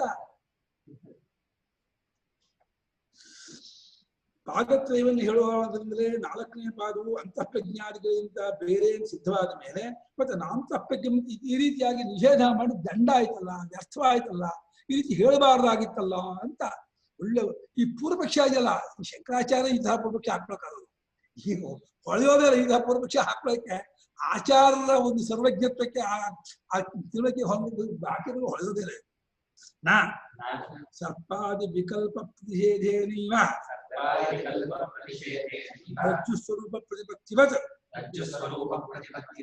ವ್ಯವಸ್ಥಸ್ಯೈವ ಆತ್ಮನಸ್ತುರೀಯತ್ವೇನ ಪ್ರತಿಪಿಪಾದ ಇಷಿತತ್ವಾ. ಎಷ್ಟು ಬಿಗಿಯಾಗಿದೆ ಇವತ್ತು ವಾಕ್ಯ. ಇದು ತುಂಬಾ ಆಳವಾಗಿದೆ, ತುಂಬಾ ಬಿಗಿಯಾಗಿದೆ ವಾಕ್ಯ. ಎಷ್ಟು ಚೆನ್ನಾಗಿ ನೋಡಿ. ಅಲ್ಲಪ್ಪ ಹಾಗಲ್ಲ, ಹಾವೇ ಮುಂತಾದ ವಿಕಲ್ಪವನ್ನು ಅಲ್ಲಗಳೆಯುವುದರ ಮೂಲಕವಾಗಿಯೇ ಹಗ್ಗವನ್ನು ತಿಳಿಸ್ಕೊಡ್ತೀವೋ ಇಲ್ವ ಲೋಕದಲ್ಲಿ? ಹಾವು ತಿಳ್ಕೊಂಡ್ಬಿಟ್ಟಿದೆ, ಹೆದರ್ಕೊಂಡ್ಬಿಟ್ಟು ಓಡಾಡಿದೆ. ಬಾಯಲ್ಲಿ ಹತ್ರ ಬಾಯಲ್ಲಿ ಹಾವಲ್ಲ ಕಣ, ಹಾವು ಯಾಕೆ ಅಂದ್ಕೊಂಡಿದ್ಯೋ ನೋಡಿ, ಹಾವಲ್ಲ. ಸುಮ್ಮನೆ ಇದೊಂದು ಹತ್ತಕ್ಕೆ ಬಂದ್ಬಿಟ್ಟು ಕೋಲ್ ಅಲ್ಲಾಡ್ಬಿಟ್ಟು ಆ ಹಾವಲ್ಲ ಅಂತ ತಿಳಿಸ್ಕೊಡೋದ್ರ ಮೂಲಕ ಹಗ್ಗ ಅಂತ ಹೇಗೆ ತಿಳಿಸ್ಕೊಡ್ತಾರೋ ಅದೇ ರೀತಿ ವ್ಯವಸ್ಥಸ್ಯೈವ 3 ಅವಸ್ಥೆಯಿಂದ ಕೂಡಿಕೊಂಡವನಾಗಿ ತೋರುತ್ತಿರುವ ಆತ್ಮನೆ ತುರಿವೇ ತೋರ್ಕೊಳ್ತಾ ಇದ್ದಾನೆ. ಇದು ಬಹಳ ಗುಟ್ಟು. 3 ಅವಸ್ಥೆಯಾಗಿ 3 ಅವಸ್ಥಾವಂತನಾದ ವಿಶ್ವದೇಶ ಪ್ರಾಜ್ಞನಾಗಿ ತೋರ್ತಾ ಇರೋ ತುರಿಯನೇ. ವ್ಯವಸ್ಥಾ ಅನ್ನೋದ ಮುರಿವು ಜಾಗೃತ ಸುಶುಕ್ತಿ ಅಲ್ಲ, ಜಾಗೃತ ಸುಶುಕ್ತಿ ವಿಶ್ವದೇಶ ಪ್ರಾಜ್ಞ. ಈ ರೀತಿಯಾಗಿದ್ದಂತಹ ಆತ್ಮನಿಗೆ ತುರಿಯತ್ವೇನ ಅವನೇ ತುರಿಯನಾಗಿದ್ದಾನೆ ಎಂಬುದಾಗಿ ತಿಳಿಸ್ಕೊಳ್ಬೇಕು ಎಂಬುದು ಇಷ್ಟವಾಗಿರೋದ್ರಿಂದ ಅವನು ಬೇರೆ ಅಲ್ಲ. ಕುದುರೆಗಿಂತ ಹಸು ಬೇರೆ. ಅವಾಗ ಹಸುವನ್ನ ಕುದುರೆ ಅಲ್ಲ ಅಂದ್ರೆ, ಎಮ್ಮೆ ಅಲ್ಲ ಅಂದ್ರೆ, ಕತ್ತೆ ಅಲ್ಲ ಅಂದ್ರೆ ಹಸು ಗೊತ್ತಾಗಲ್ಲ. ಯಾಕೆ ಬೇರೆ ಆಗ್ಬಿಟ್ರೆ ಒಂದನ್ನ ಅಲ್ಗಡೆ ಅದು ಗೊತ್ತಾಗಲ್ಲ. ಅನ್ಯವಾಗಿರೋದನ್ನ ಇವಾಗ ಈ ಪೆನ್ನನ್ನ ಇದು ಕುದುರೆ ಅಲ್ಲ, ಕತ್ತೆ ಅಲ್ಲ, ನಾಯಿ ಅಲ್ಲ, ಚೆಂಡೆ ಅಲ್ಲ, ಗೋರಿ ಅಲ್ಲ, ಬಳಪ ಅಲ್ಲ, ಸ್ಲೇಟ್ ಅಲ್ಲ, ಪುಸ್ತಕ ಅಲ್ಲ, ಬೆಟ್ಟ ಅಲ್ಲ, ಗುಡ್ಡ ಅಲ್ಲ, ನದಿ ಅಲ್ಲ, ಕಾಡಲ್ಲ, ಎಷ್ಟಲ್ಲ ಅಂದ್ರೆ ಗೊತ್ತಾಗುತ್ತೆ. ಹಂಗ ಗೊತ್ತಾಗಲ್ಲ. ಆದ್ರೆ ಇಲ್ಲಿ ಹಾಗಾಗಿಲ್ಲ. ಇಲ್ಲಿ 3 ಅವಸ್ಥೆಯಾಗಿ ತೋರ್ತಾರೋ ನೀವನೆಯ ಯಾರೋ ಹೇಗೆ ಹಾವಾಗಿ ತೋರ್ತಾ ಇರೋದು ಹಗ್ಗವೋ, ತುರಿಯನೇ 3 ಅವಸ್ಥೆಯಾಗಿ ತೋರ್ತಾ ಇದ್ದಾನೆ, ವಿಶೇಷ ಪ್ರಾಜ್ಞಾಗಿ ತೋರ್ತಾ ಇದ್ದಾನೆ. ಈ ಜಾಗದಲ್ಲೇ ಕಳ್ಕೊಂಡ ಜಾಗದಲ್ಲೇ ಹುಡ್ಕೋಬೇಕು ಅಂತೀವಲ್ಲ, ಸೂಜಿ ಎಲ್ಲಿ ಕಳ್ಕೊಂಡಿದೀವಿ ಅಲ್ಲಿ ಹೋಗಿ. ಈ ವಿಶ್ವನಲ್ಲೇ ನಾವು ಕಳ್ಕೊಂಡಿದೀವಿ ತುರಿಯನನ್ನ, ತೇಜಸ್ಸಿನಲ್ಲೇ ಕಳ್ಕೊಂಡಿದೀವಿ ತುರಿಯನನ್ನ, ಪ್ರಾಜ್ಞನಲ್ಲೇ ಕಳ್ಕೊಂಡಿದೀವಿ ತುರಿಯನನ್ನ, ಒಂದೊಂದಲ್ಲೂ ಕಳ್ಕೊಂಡಿದೀವಿ. ಅಲ್ಲಲ್ಲೇ ಇದ್ದಾನೆ ತುರಿಯ. ಸರಿಯಾಗಿ ನೋಡಿದ್ರೆ ವಿಶ್ವನೇ ತುರಿಯಾಗಿ ತೋರ್ತಾನೆ, ಸರಿಯಾಗಿ ನೋಡಿದ್ರೆ ತೇಜಸ್ಸಿನೇ ತುರಿಯನಾಗಿ ತೋರ್ತಾನೆ. ತುರಿಯ 4ನೇವನಲ್ಲ. 4ನೇ ಅದು ಶಬ್ದದಿಂದ ಬಂದ ಭ್ರಾಂತಿ. 4ನೇ ನೋಡೋದು ಹಾಗೆ ವ್ಯವಸ್ಥಸ್ಯೈವ 3 ಅವಸ್ಥಾರೂಪದನಾಗಿದ್ದುಕೊಂಡಂತಹ ಆತ್ಮನಿಗೆ ತುರಿಯತ್ವೇನ ಅವನು ತುರಿಯನಾಗಿದ್ದಾನೆ ಎಂಬುದಾಗಿ ಪ್ರತಿಪಾದನೆ ಮಾಡಿಕೊಡಬೇಕೆಂದು ಇಷ್ಟಪಟ್ಟುಕೊಂಡಿರುವುದರಿಂದ ಪ್ರತಿಪಾದಯಿತು ಇಷ್ಟತ್ವ ಪ್ರತಿಪಿಪಾದ ಇಷಿತತ್ವ ಸನ್ನಂತ ಪ್ರಯೋಗ. ಅದ ಮೇಲೆ ತ್ವಾಪ್ರತಿಭಾವ, ಅದ ಮೇಲೆ ಪಂಚಮಿ. ಪ್ರತಿಪಾದನೆ ಮಾಡಿಕೊಡಬೇಕೆಂಬುದಾಗಿ ಇಷ್ಟಪಟ್ಟುಕೊಂಡದ್ದಾಗಿರುವುದರಿಂದ ಅಂತ ಅರ್ಥ ಅದಕ್ಕೆ. ಹಂಗೆ ಹೇಳ್ಬೇಕು. ಆ ರೀತಿ ಪ್ರತಿಪಾದನೆ ಮಾಡಿಕೊಡ್ಬೇಕು ಅಂತಂದ್ರೆ ಹಿಂಗ್ ತಿಳಿಸ್ಕೊಡ್ಬೇಕು ಅಂತ ಇಷ್ಟಪಟ್ಕೊಂಡಿದೆ. ಎಲ್ಲೋ ತುರಿ ತಿಳಿಸ್ಕೊಡ್ಬೇಕು ಅಂತ ತಿಳ್ಕೊಂಡಿಲ್ಲ. ಅಲ್ಲಿ ನೋಡುವನಾಗಿದ ಅಲ್ಲ. ಯಶ ಇದ್ದಷ್ಟೇ ಯೋನ್ ದಕ್ಷಿಣೇಕ್ಷಣ ಪುರುಷ ಬಲಗಣ್ಣಲ್ಲಿ ಅಲ್ಲೇ ಇದ್ದಾನೆ ಅವನು. ಆ ನೋಡೋದು ಒಂದು ಕ್ರಿಯೆ ಬಿಟ್ಟು ನೋಡಿದ್ರೆ ಅವನೇ. ಆ ನೋಡೋದು ಕ್ರಿಯೆ ಆ ಪ್ರಾಣಂಗೂ ಗೋಳಕಕ್ಕೂ ಮನಸ್ಸಿಗೂ ಆ ಪ್ರಮಾತ್ರಗೂ ಸೇರಿದ್ದು. ಅದಲ್ಲೆಲ್ಲ ಹಾಸುವಕ್ಕಾಗಿರೋ ಚೈತನ್ಯ ತುರಿಯ ಸ್ವರೂಪ. ಎಷ್ಟು ಚೆನ್ನಾಗಿದೆ ವಾಕ್ಯ. ಗಟ್ ಮಾಡ್ರೆ. ಸರ್ಪಾದಿ ವಿಕಲ್ಪ ಪ್ರತಿಷೇಧೇನೀವಾ. ಅಲ್ಲಿ ಆತ್ಮನ ತಿಳಿಸ್ಕೊಳ್ಳೋದಕ್ಕೆ ಎಲ್ಲೋ ಏನೋ ಹಾಮಾಗಿಲ್ಲ. ಹಾವೇ ಮುಂತಾದ ವಿಕಲ್ಪವನ್ನು ಅಲ್ಲಗಳೆಯುವುದರ ಮೂಲಕವಾಗಿಯೇ ಲೋಕದಲ್ಲಿ ರಜ್ಜು ಸ್ವರೂಪವನ್ನು ತಿಳಿಸ್ಕೊಡುತ್ತಾರೋ, ಹೇಗೆ ತಿಳಿಸ್ಕೊಡ್ತಾರೋ ರಜ್ಜು ಸ್ವರೂಪ ಪ್ರತಿಪತ್ತ ಅದೇ ರೀತಿ 3 ಅವಸ್ಥೆಯಾಗಿ ತೋರುತ್ತಿರುವಂತಹ ಈ ಆತ್ಮನ್ನೇ ಅಲ್ಲಿಯೇ, ಇನ್ನೆಲ್ಲೋ ಅಲ್ಲ. ನೀ ಕುರಿಯನ್ನು ತಿಳ್ಕೊಳ್ಳೋಕೆ ಜಾಗೃತಲ್ಲೇ ತಿಳ್ಕೋಬೇಕು. ತುರಿಯನ್ನು ತಿಳ್ಕೊಳ್ಳೋಕೆ ಇನ್ನೆಲ್ಲೋ ಹೋಗೋದಲ್ಲ, ಜಾಗೃತಲ್ಲೇ ಇದ್ದು ವಿಶ್ವಾತ್ಮನಾಗೆ ಇದ್ದು ವಿಶ್ವೋಪಾಧಿನ ಬಿಟ್ಟು ನೋಡಿದಾಗ ಅವನೇ ತುರಿನ ತೋಡ್ಬಿಡ್ತಾನೆ. ಹಾಗೆ ಕೇವಲ ಕಲ್ಪನಾ ಲೋಕವಾಗಿ ಮನೋಲೋಕದಲ್ಲಿದ್ದು ತೇಜಸ ಅನ್ಸ್ಕೊಂಡಂತಹ ಆತ್ಮನನ್ನ ಆ ಮನೋಪಾಧಿ ಬಿಟ್ಟು ಕೇವಲ ಗುರುತಿಸಿದ್ರೆ ಅವನೇ ತುರಿನ ತೋರ್ತಾನೆ. ಹಾಗೆ ನಂಗೆ ಏನು ತೋರಿಸ್ತಾ ಇಲ್ಲ, ಏನೂ ಗೊತ್ತಾಗ್ತಿಲ್ಲ ಅನ್ನುವಂತಹ ಈ ಒಂದು ಅಜ್ಞಾನಾವಸ್ಥೆ ಏನಿದೆ ಅಲ್ಲೂ ಕೂಡ ಸಾಕ್ಷಿಯಾಗಿ ತೋರ್ಬರ್ತಾನೆ ಇದ್ದಾನೆ. ಗೊತ್ತಾಗ್ತಿಲ್ಲ ಅಂತ ಗೊತ್ತಾಗ್ತಾ ಇರ್ತಾನೆ. ಹಾಗಾಗಿ ಅಲ್ಲೇ ತಿಳಿಸ್ಕೊಳ್ಬೇಕು ಅಂತಾದ್ರಿಂದ ಇದೇನು ತಪ್ಪಿಲ್ಲ, ಶ್ರುತಿ ಕರೆಕ್ಟಾಗಿ ಹೇಳಿದೆ ಅಂತ. ಆ ಶ್ರುತಿಗೊಳಗೆ ಒತ್ತು ಕೊಡೋದ್ರಲ್ಲಿ ಆಚಾರ್ಯರು ಅದ್ವಿತೀಯರು. ಏನ್ ಮಾಡಿದ್ರು ಶ್ರುತಿ ತಪ್ಪು ಹೇಳಿಲ್ಲ, ಶ್ರುತಿ ಕರೆಕ್ಟಾಗಿ ಹೇಳಿದೆ, ಸರಿಯಾಗಿ ಅರ್ಥ ಮಾಡ್ಕೊಂಡು ಅಂತ. ತತ್ವಮಸಿ ಇತಿವತ್ತು ನೋಡಿ, ತತ್ವಮಸಿ ಇತಿವತ್ತು ಅಂತ ಇದ್ದಾರೆ. ಅಂದೇನು ತತ್ವಮಸಿ ವಾಕ್ಯವು ಹೀಗೆ ಹೇಳ್ತಾ ಇದೆ ಅಂತ ಇದ್ದಾರೆ. ತತ್ವಮಸಿ ವಾಕ್ಯವು ಕೂಡ ವಿಧಿಮುಖವಾಗಿ ಹೇಳ್ತಾ ಇಲ್ಲ.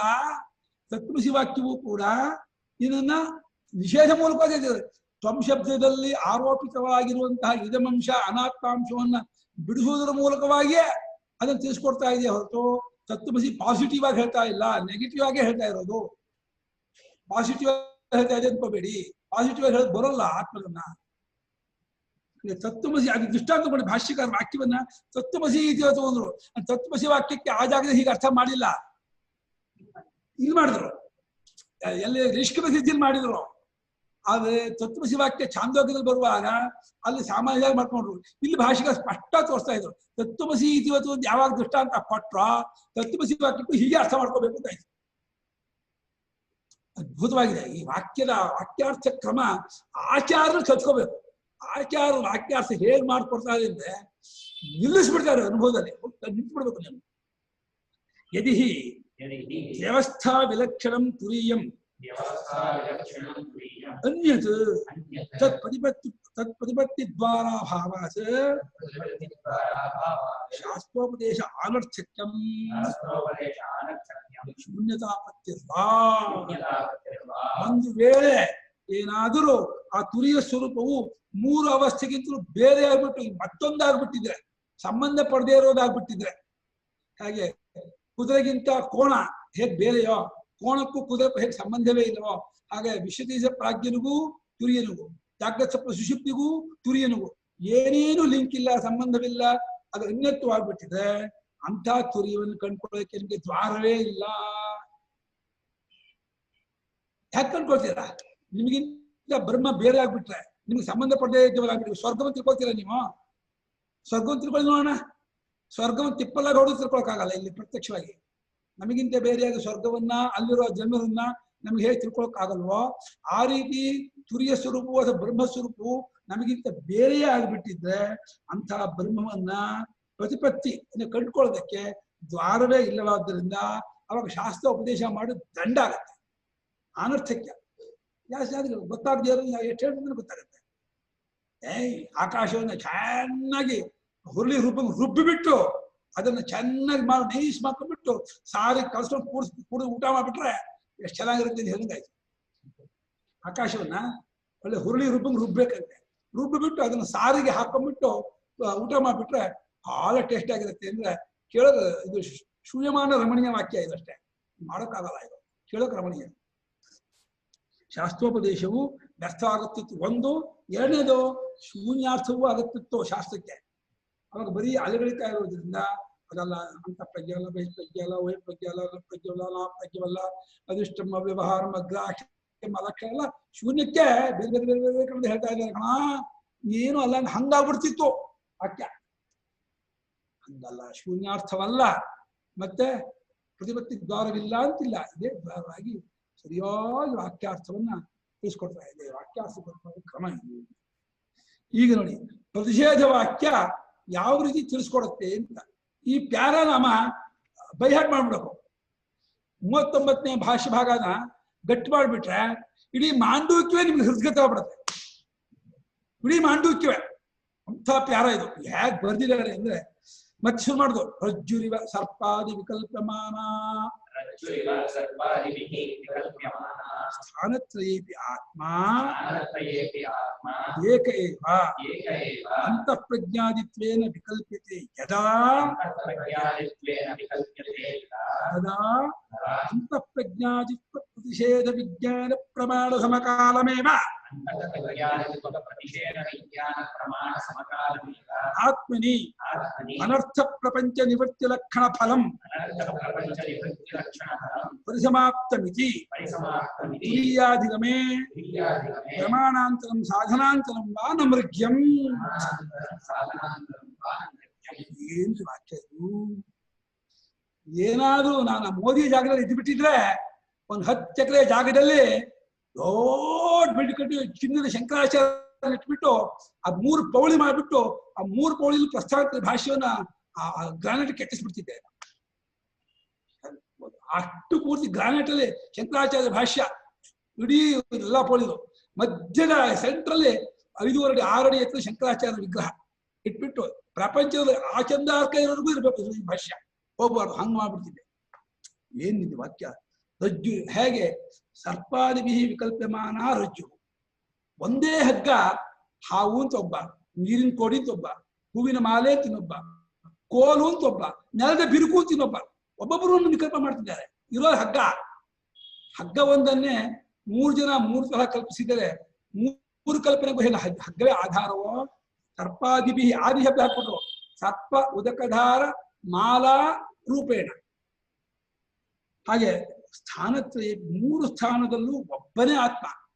ತುರಿಯನೇ ಒಬ್ಬರನ್ನ ಒಂದ್ ಜಾಗದಲ್ಲಿ ವಿಶ್ವಾಂತ ಕಲ್ಪನೆ ಮಾಡಿದ್ರು, ಒಂದ್ ಜಾಗದಲ್ಲಿ ತೈಜಸ ಕಲ್ಪನೆ ಮಾಡಿದ್ರು, ಪ್ರಾಜ್ಞಾನ್ ಕಲ್ಪನೆ ಮಾಡಿದ್ರು.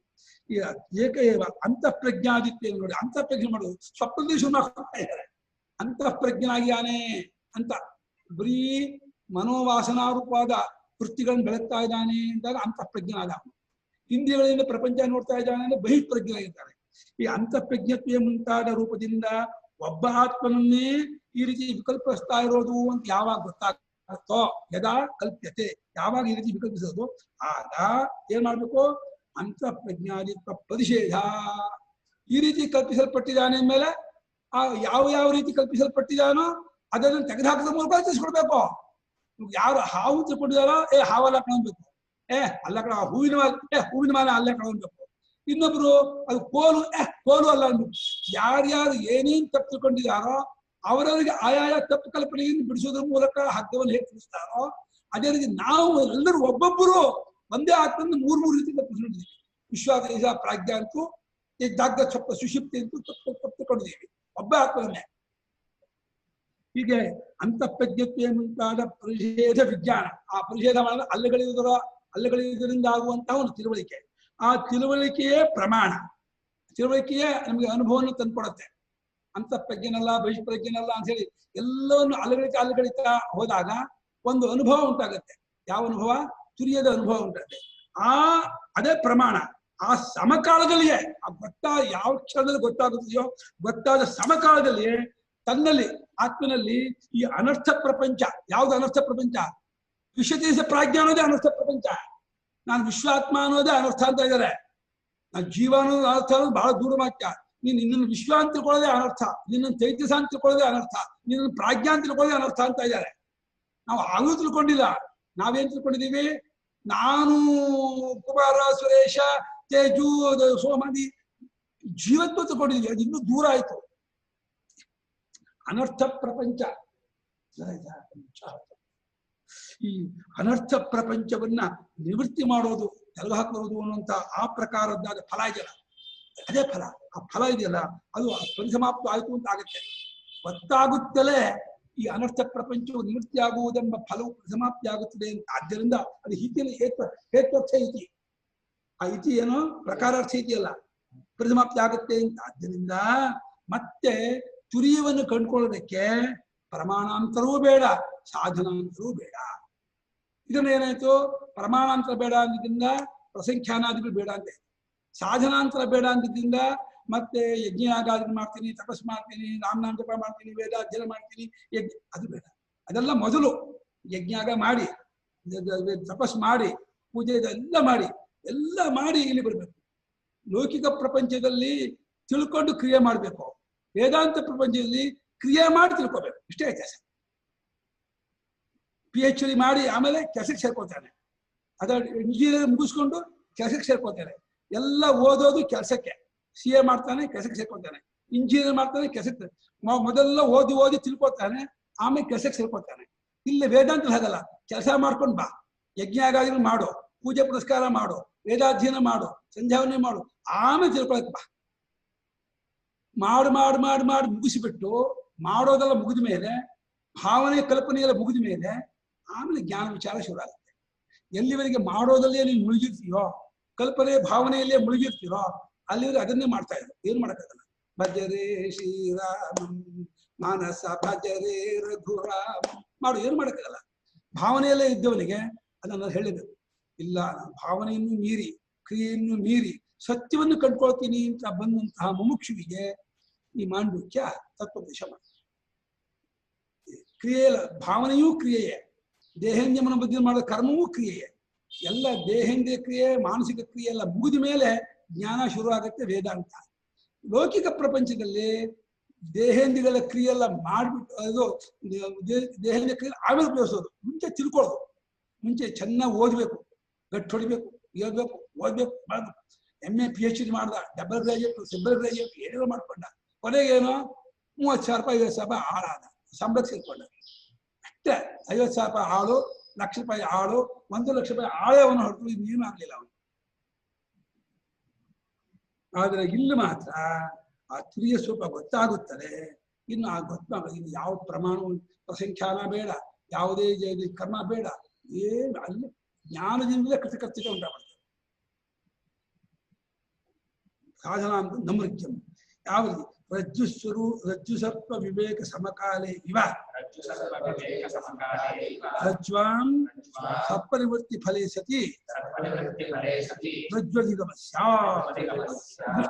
ದೃಷ್ಟಾಂತ ವಾಕ್ಯಕ್ಕೆ ರಜ್ಜು ಸರ್ಪವನ್ನು ವಿವೇಕ ಮಾಡಿಕೊಂಡ, ರಜ್ಜುವೇನ ಅಥವಾ ಸರ್ಪವ, ಸರ್ಪವೇನ ಅಥವಾ ರಜ್ಜುವ ಅಂತೇಳಿ ಹಗ್ಗ ಹಾವುಗಳ ವಿವೇಕ ಮಾಡಿಕೊಳ್ಳ ಹೊರಟಂತಹ ಸಾಧಕನಿಗೆ ವಿವೇಕವಾದ ಸಮಕಾಲದಲ್ಲಿ ಗೊತ್ತಾಯ್ತು, ಓ ಇದು ಹಾವಲ್ಲ ಹಗ್ಗವೇ ಅಂತ ಗೊತ್ತಾಗ್ಕೊಳ್ಳೇನೆ. ಹಗ್ಗದಲ್ಲಿ ಸರ್ಪದ ಇದಾಗುತ್ತೆ, ನಿವೃತ್ತಿ ಫಲ ಆಗುತ್ತೆ. ಸರ್ಪ ತೊಲಗಿ ಹೋಗ್ಬೋದು ಅನ್ನೋ ಫಲ ಎಲ್ಲಾಗತ್ತೆ, ಹಗ್ಗದಾಗುತ್ತೆ. ಹಾಗೆಲ್ಲ ಎಲ್ಲ ಅಡಗತ್ತೆ, ಹಗ್ಗದಲ್ಲಿ ಅಡಗ್ಬಿಡುತ್ತೆ. ಯಾಕೆ ಹೇಳು, ಹಗ್ಗದಲ್ಲಿ ತೋರ್ತಾ ಇದ್ದಿದ್ದು, ಹಗ್ಗದಲ್ಲಿ ತೋರ್ತಾ ಇದ್ದದ್ದ ಹಾವು ಎಲ್ಲಿ ಅಡಗಬೇಕು, ಹಗ್ಗದಲ್ಲಿ ಅಡಬೇಕು. ಹಾಗೆ ಅಡಗಿಲ್ಲ, ಅದೇ ಕ್ರಿಯೆ ಅಲ್ಲ, ಅದು ತೋರ್ತಾ ಇತ್ತು ಅಂತ ಇಟ್ಕೊಂಡ್ರೆ ಹಗ್ಗದಲ್ಲಿ ಅಡಗ್ತು ಅಂತ ಹೇಳ್ಬೇಕು. ಹಾಗೆ ಸರ್ಪ ನಿವೃತ್ತಿ ಆದ ಸಮಯದಲ್ಲಿಯೇ ಹಗ್ಗ ಗೊತ್ತಾಗುತ್ತೆ, ಹಗ್ಗ ಗೊತ್ತಾದ ಸಮಯದಲ್ಲಿಯೇ ಸರ್ಪ ನಿವೃತ್ತಿ ಆಗುತ್ತೆ. ಅದಕ್ಕೆ ಎರಡು ಬೇರೆ ಕಾಲ ಅಲ್ಲ ಅಂತ. ಇದು ಕಡಿಯೋದು ಮತ್ತೆ ಎರಡು ಮಾಡೋದು ಎರಡು ಕ್ರಿಯೆ ಅಲ್ಲ. ಕಡಿದುಕೊಳ್ಳಲು ಎರಡಾಗ್ಬಿಡುತ್ತೆ ಕೋಲು. ಯಾವ ಅವಯವಗಳಿಂದ ಅದು ಒಂದಾಗಿತ್ತೋ ಆ ಅವಯವವನ್ನು ಬಿಡಿಸ್ತಾ ಅಂದ್ರೆ ಅಷ್ಟು ಮಾತ್ರಕ್ಕೆ ಅದು ಎರಡಾಗತ್ತೆ. ಎರಡು ಮಾಡೋಕೆ ಬೇರೆ ಕೆಲಸ ಮಾಡ್ಬೇಕಾಗಿಲ್ಲ. ಹಾ, ಮುಂದಿನ ವಾಕ್ಯ ದೊಡ್ಡ ವಾಕ್ಯ, ಬಹಳ ತುಂಬಾ ವಿಚಾರ ಇರುವಂತಹ ವಾಕ್ಯ. ಅದನ್ನ ನಾಳೆ ಹೇಳ್ತೀನಿ. ಪ್ರಶ್ನೆ ಇದ್ದು ಕೇಳಿ ಅಂತ ಕಿರಣ ಹೇಳ್ತಾರೆ. 5 ನಿಮಿಷ ಇದೆ. ಸ್ವಾಮಿಗಳು ಈ ಅನುವಾದದಲ್ಲಿ, ಕನ್ನಡ ಅನುವಾದದಲ್ಲಿ ಅಷ್ಟಕ್ಕೂ ಆಂಟಿಕ್ ಬೋಲ್ಡ್ ಅಕ್ಷರ ಕೊಟ್ಟಿದ್ದಾರೆ. ಗುರುಗಳೇ, ಇದು ಹಿಂದಿನ ಪ್ಯಾರಾದಲ್ಲಿ ಇವಾಗ ಮನೋಪಾಧಿಯನ್ನ ಬಿಟ್ಟು ವಿಶ್ವೋಪಾಧಿಯನ್ನ ಬಿಟ್ಟು ಪ್ರಾಜ್ಞೋಪಾಧಿಯನ್ನ ಬಿಟ್ಟು ನೋಡಿದಾಗ ತುರಿಯನೆ ಅಂತ ಹೇಳಿದ್ರಲ್ಲ, ಅದನ್ನ ನಾವು ಎಚ್ಚರದಲ್ಲಿ ಅದನ್ನ ನಾವು ಮಾಡ್ಕೋಬೇಕು ಅಂತ. ಹೌದು, ಎಚ್ಚರದಲ್ಲಿ ಈ ವಿಶ್ವೋಪಾಧಿಯಲ್ಲಿಯೇ ಗುರುತಿಸ್ಕೊಂಡ್ರು ಸಾಕು. ಮತ್ತೆ ತೈಜಸಕ್ಕೆ ಬರಬೇಕು ಏನಿಲ್ಲ, ಒಂದೊಂದು ತುರಿಯವೇ. ಅಲ್ಲ, ವಿಶ್ವದಿಂದ ತೇಜಸ್ ದಾಟ್ಕೊಂಡು, ತೇಜಸ್ಸಿಂದ ಪ್ರಾಜ್ಞಿಕ್ ದಾಟ್ಕೊಂಡು, ಪ್ರಾಜ್ಞಿಕ್ ಹಾಗೆ ಇದಿಲ್ಲ, ಒಂದೇ ಮೂರಾಗಿ ತೋರ್ತಾ ಇರೋದು. ಈಗ ಒಂದು ಹಗ್ಗವನ್ನ ಒಬ್ಬ ಹಾವು, ಒಬ್ಬರು ನೀರಿನ ಕೋಡಿ, ಒಬ್ಬನು ಹೂವಿನ ಮಾಲೆ ತಿಳ್ಕೊಂಡವನು, ಹೂವಿನ ಮಾಲೆ ತಿಳ್ಕೊಂಡು ನೀರಿನ ಕೋಡಿ ತಿಳ್ಕೊಂಡು, ನೀರಿನ ಕೋಡಿ ತಿಳ್ಕೊಂಡು ಅವನು ಹಾವು ತಿಳ್ಕೊಂಡು, ಹಾವು ತಿಳ್ಕೊಂಡು ಅವ್ನು ಹಗ್ಗ ತಿಳ್ಕೊಬೇಕು. ಹಾಗೇನಿಲ್ಲ. ಇಲ್ಲ, ಆತರ ಅಲ್ಲ ನಾನು ಕೇಳಿದ್ದು. ಇವಾಗ ಅದನ್ನ ತಿಳ್ಕೊಳಕ್ ಸಾಧ್ಯ ಆಗೋದು ನಾವೇನ್ ಎಚ್ಚರ ಅನ್ಕೊಂಡಿದೀವಿ ಆ ಒಂದ್ ಪರಿಸ್ಥಿತಿ ಅವಸ್ಥೆಯಲ್ಲಿ ಮಾತ್ರ ಅದನ್ನ ನಾವು ತಿಳ್ಕೊಬೇಕು. ಎಲ್ಲ ತಿಳ್ಕೊಬೇಕು ಅಂತ ಹೊರಟಿದೀವೋ ಅಲ್ಲೇ ತಿಳ್ಕೊಬೇಕು. ತಿಳ್ಕೊಬೇಕು ಅಂತ ಹೊರಟವ್ರು ನಾವು ಇಲ್ಲೇ ತಾನೆ. ಸಾಧಕತ್ವ ನಮ್ಗೆ ಎಲ್ಲಿದೆಯೋ, ನಾವು ಎಲ್ಲಿ ತಿಳ್ಕೊಳ್ಳೋರು ಜಿಜ್ಞಾಸುಗಳಾಗಿದ್ದೀವೋ, ಆ ಜಿಜ್ಞಾಸುಗಳಾಗಿ ಸಾಧಕ ಆಗಿರುವ ಆ ಅವಸ್ಥೆಯಲ್ಲಿಯೇ ಅದರ ವಿಚಾರ ನಡೆಯುತ್ತೆ. ಯಾಕಂದ್ರೆ ಈಗ ಮನೋಪಾದಿಯನ್ನ ಬಿಟ್ಟು ತೈಜಸ್ಸನ್ನ ತಿಳ್ಕೊಳಕ್ ಆಗದೇ ಇಲ್ಲ. ಆದ್ರಿಂದ ವಿಶ್ವದಲ್ಲೇ ಅದನ್ನ ವಿಶ್ವೋಪಾದಿಯನ್ನ ಬಿಟ್ಟು ತಿಳ್ಕೊಬೇಕು. ಅದನ್ನ ಹೆಸರು ಬಂದಿರೋಲ್ಲ, ಅದನ್ನ ಬಿಟ್ಟು ಹೇಗೆ ತಿಳ್ಕೊಳಕಾಗತ್ತೆ? ವಿಶ್ವೋಪಾದಿಯಿಂದ ವಿಶ್ವಾಸ ಹೆಸರು ಬಂದ ಹಾಗೆ ಮನೋಪಾದಿಯಿಂದಲೇ ತೈಜಸ ಹೆಸರು ಬಂದಿರೋದ್ರಿಂದ ಮನೋಪಾದಿ ಬಿಟ್ಟು ತೈಜಸನೇ ಅಧ್ಯಾತ್ಮ ಅವನೇ ಮನೋಪಾದಿಯಾಗಿ ತೋರ್ತಾ ಇದ್ದಾನೆ, ತೋರ್ತಾನೆ, ಒಂದ್ ಮಾಡ್ಕೋಬಹುದೇ ಹೊರತು ಅದನ್ನ ಬಿಟ್ಟು ನಮ್ಮ ತೇಜಸ ಅಂತ ಹೆಸರು ಬರೋದೇ ಇಲ್ಲ. ಮನೋಪಾದಿ ಬಿಟ್ರೆ ನಮ್ ತೇಜಸ ಆಗೋದೇ ಇಲ್ಲ. ಅಲ್ಲ, ಮನೋಪಾದಿಯನ್ನ ಬಿಟ್ಟು ಅಂತಲ್ಲ, ಅದನ್ನ ಬಾಧೆ ಮಾಡಿ ನೋಡಿದ್ದಾರೆ ಅಂತ. ಹೌದು, ಬಾಧೆ ಮಾಡಿದ್ರೆ ಅಲ್ಲಿ ಒಂದೇ ಸ್ವರೂಪವೇ ಪ್ರಾಜ್ಞನಾಗಿಯೂ ಜಾಗೃತ ಸುಷುಪ್ತಿಯಾಗಿ ತೋರ್ತಾ ಇರೋದು. ವಾಸ್ತವವಾಗಿ ವಿಶೇಷ ಪ್ರಾಜ್ಞರು ಇಲ್ಲ, ಜಾಗೃತ ಸುಷುಪ್ತಿಗಳು ಇಲ್ಲ. 3ಕ್ಕೂ ಅಥವಾ 6ಕ್ಕೂ ಆಧಾರವಾಗಿರೋ ನನ್ನ ಸ್ವರೂಪವೇ ಈ 6 ಕಲ್ಪವಾಗಿ ತೋರ್ತಾ ಇದೆ ಅಂತ. ತೋರಿಕೆ ಕಡೆಯಿಂದ ಅವಸ್ಥೆ, ನೋಡೋನ ಕಡೆಯಿಂದ ವಿಶೇಷ ಪ್ರಾಜ್ಞರು, ವಸ್ತು ಕಡೆಯಿಂದ ತುರಿಯ, ತತ್ವದ ಕಡೆಯಿಂದ ತುರಿಯ, ಅವಸ್ಥಾ ಕಡೆಯಿಂದ ಅವಸ್ಥಾ ನೋಡುವನು ಅಂತ ಆದಾಗ ವಿಶೇಷ ಪ್ರಾಜ್ಞ, ನೋಡಿಸಿಕೊಂಡ ಅವಸ್ಥೆ ಕಡೆಯಿಂದ ಜಾಗೃತ ಸ್ವಪ್ನ ಸುಷುಪ್ತಿ ಅಂತ. ಈ ರೀತಿ ಹೆಸರು ಬೇರೆ, ಹೆಸರಿಂದ ಆದ ಭೇದವೇ ಹೊರತು ತತ್ವದಿಂದ ಆದ ಭೇದ ಅಲ್ಲ.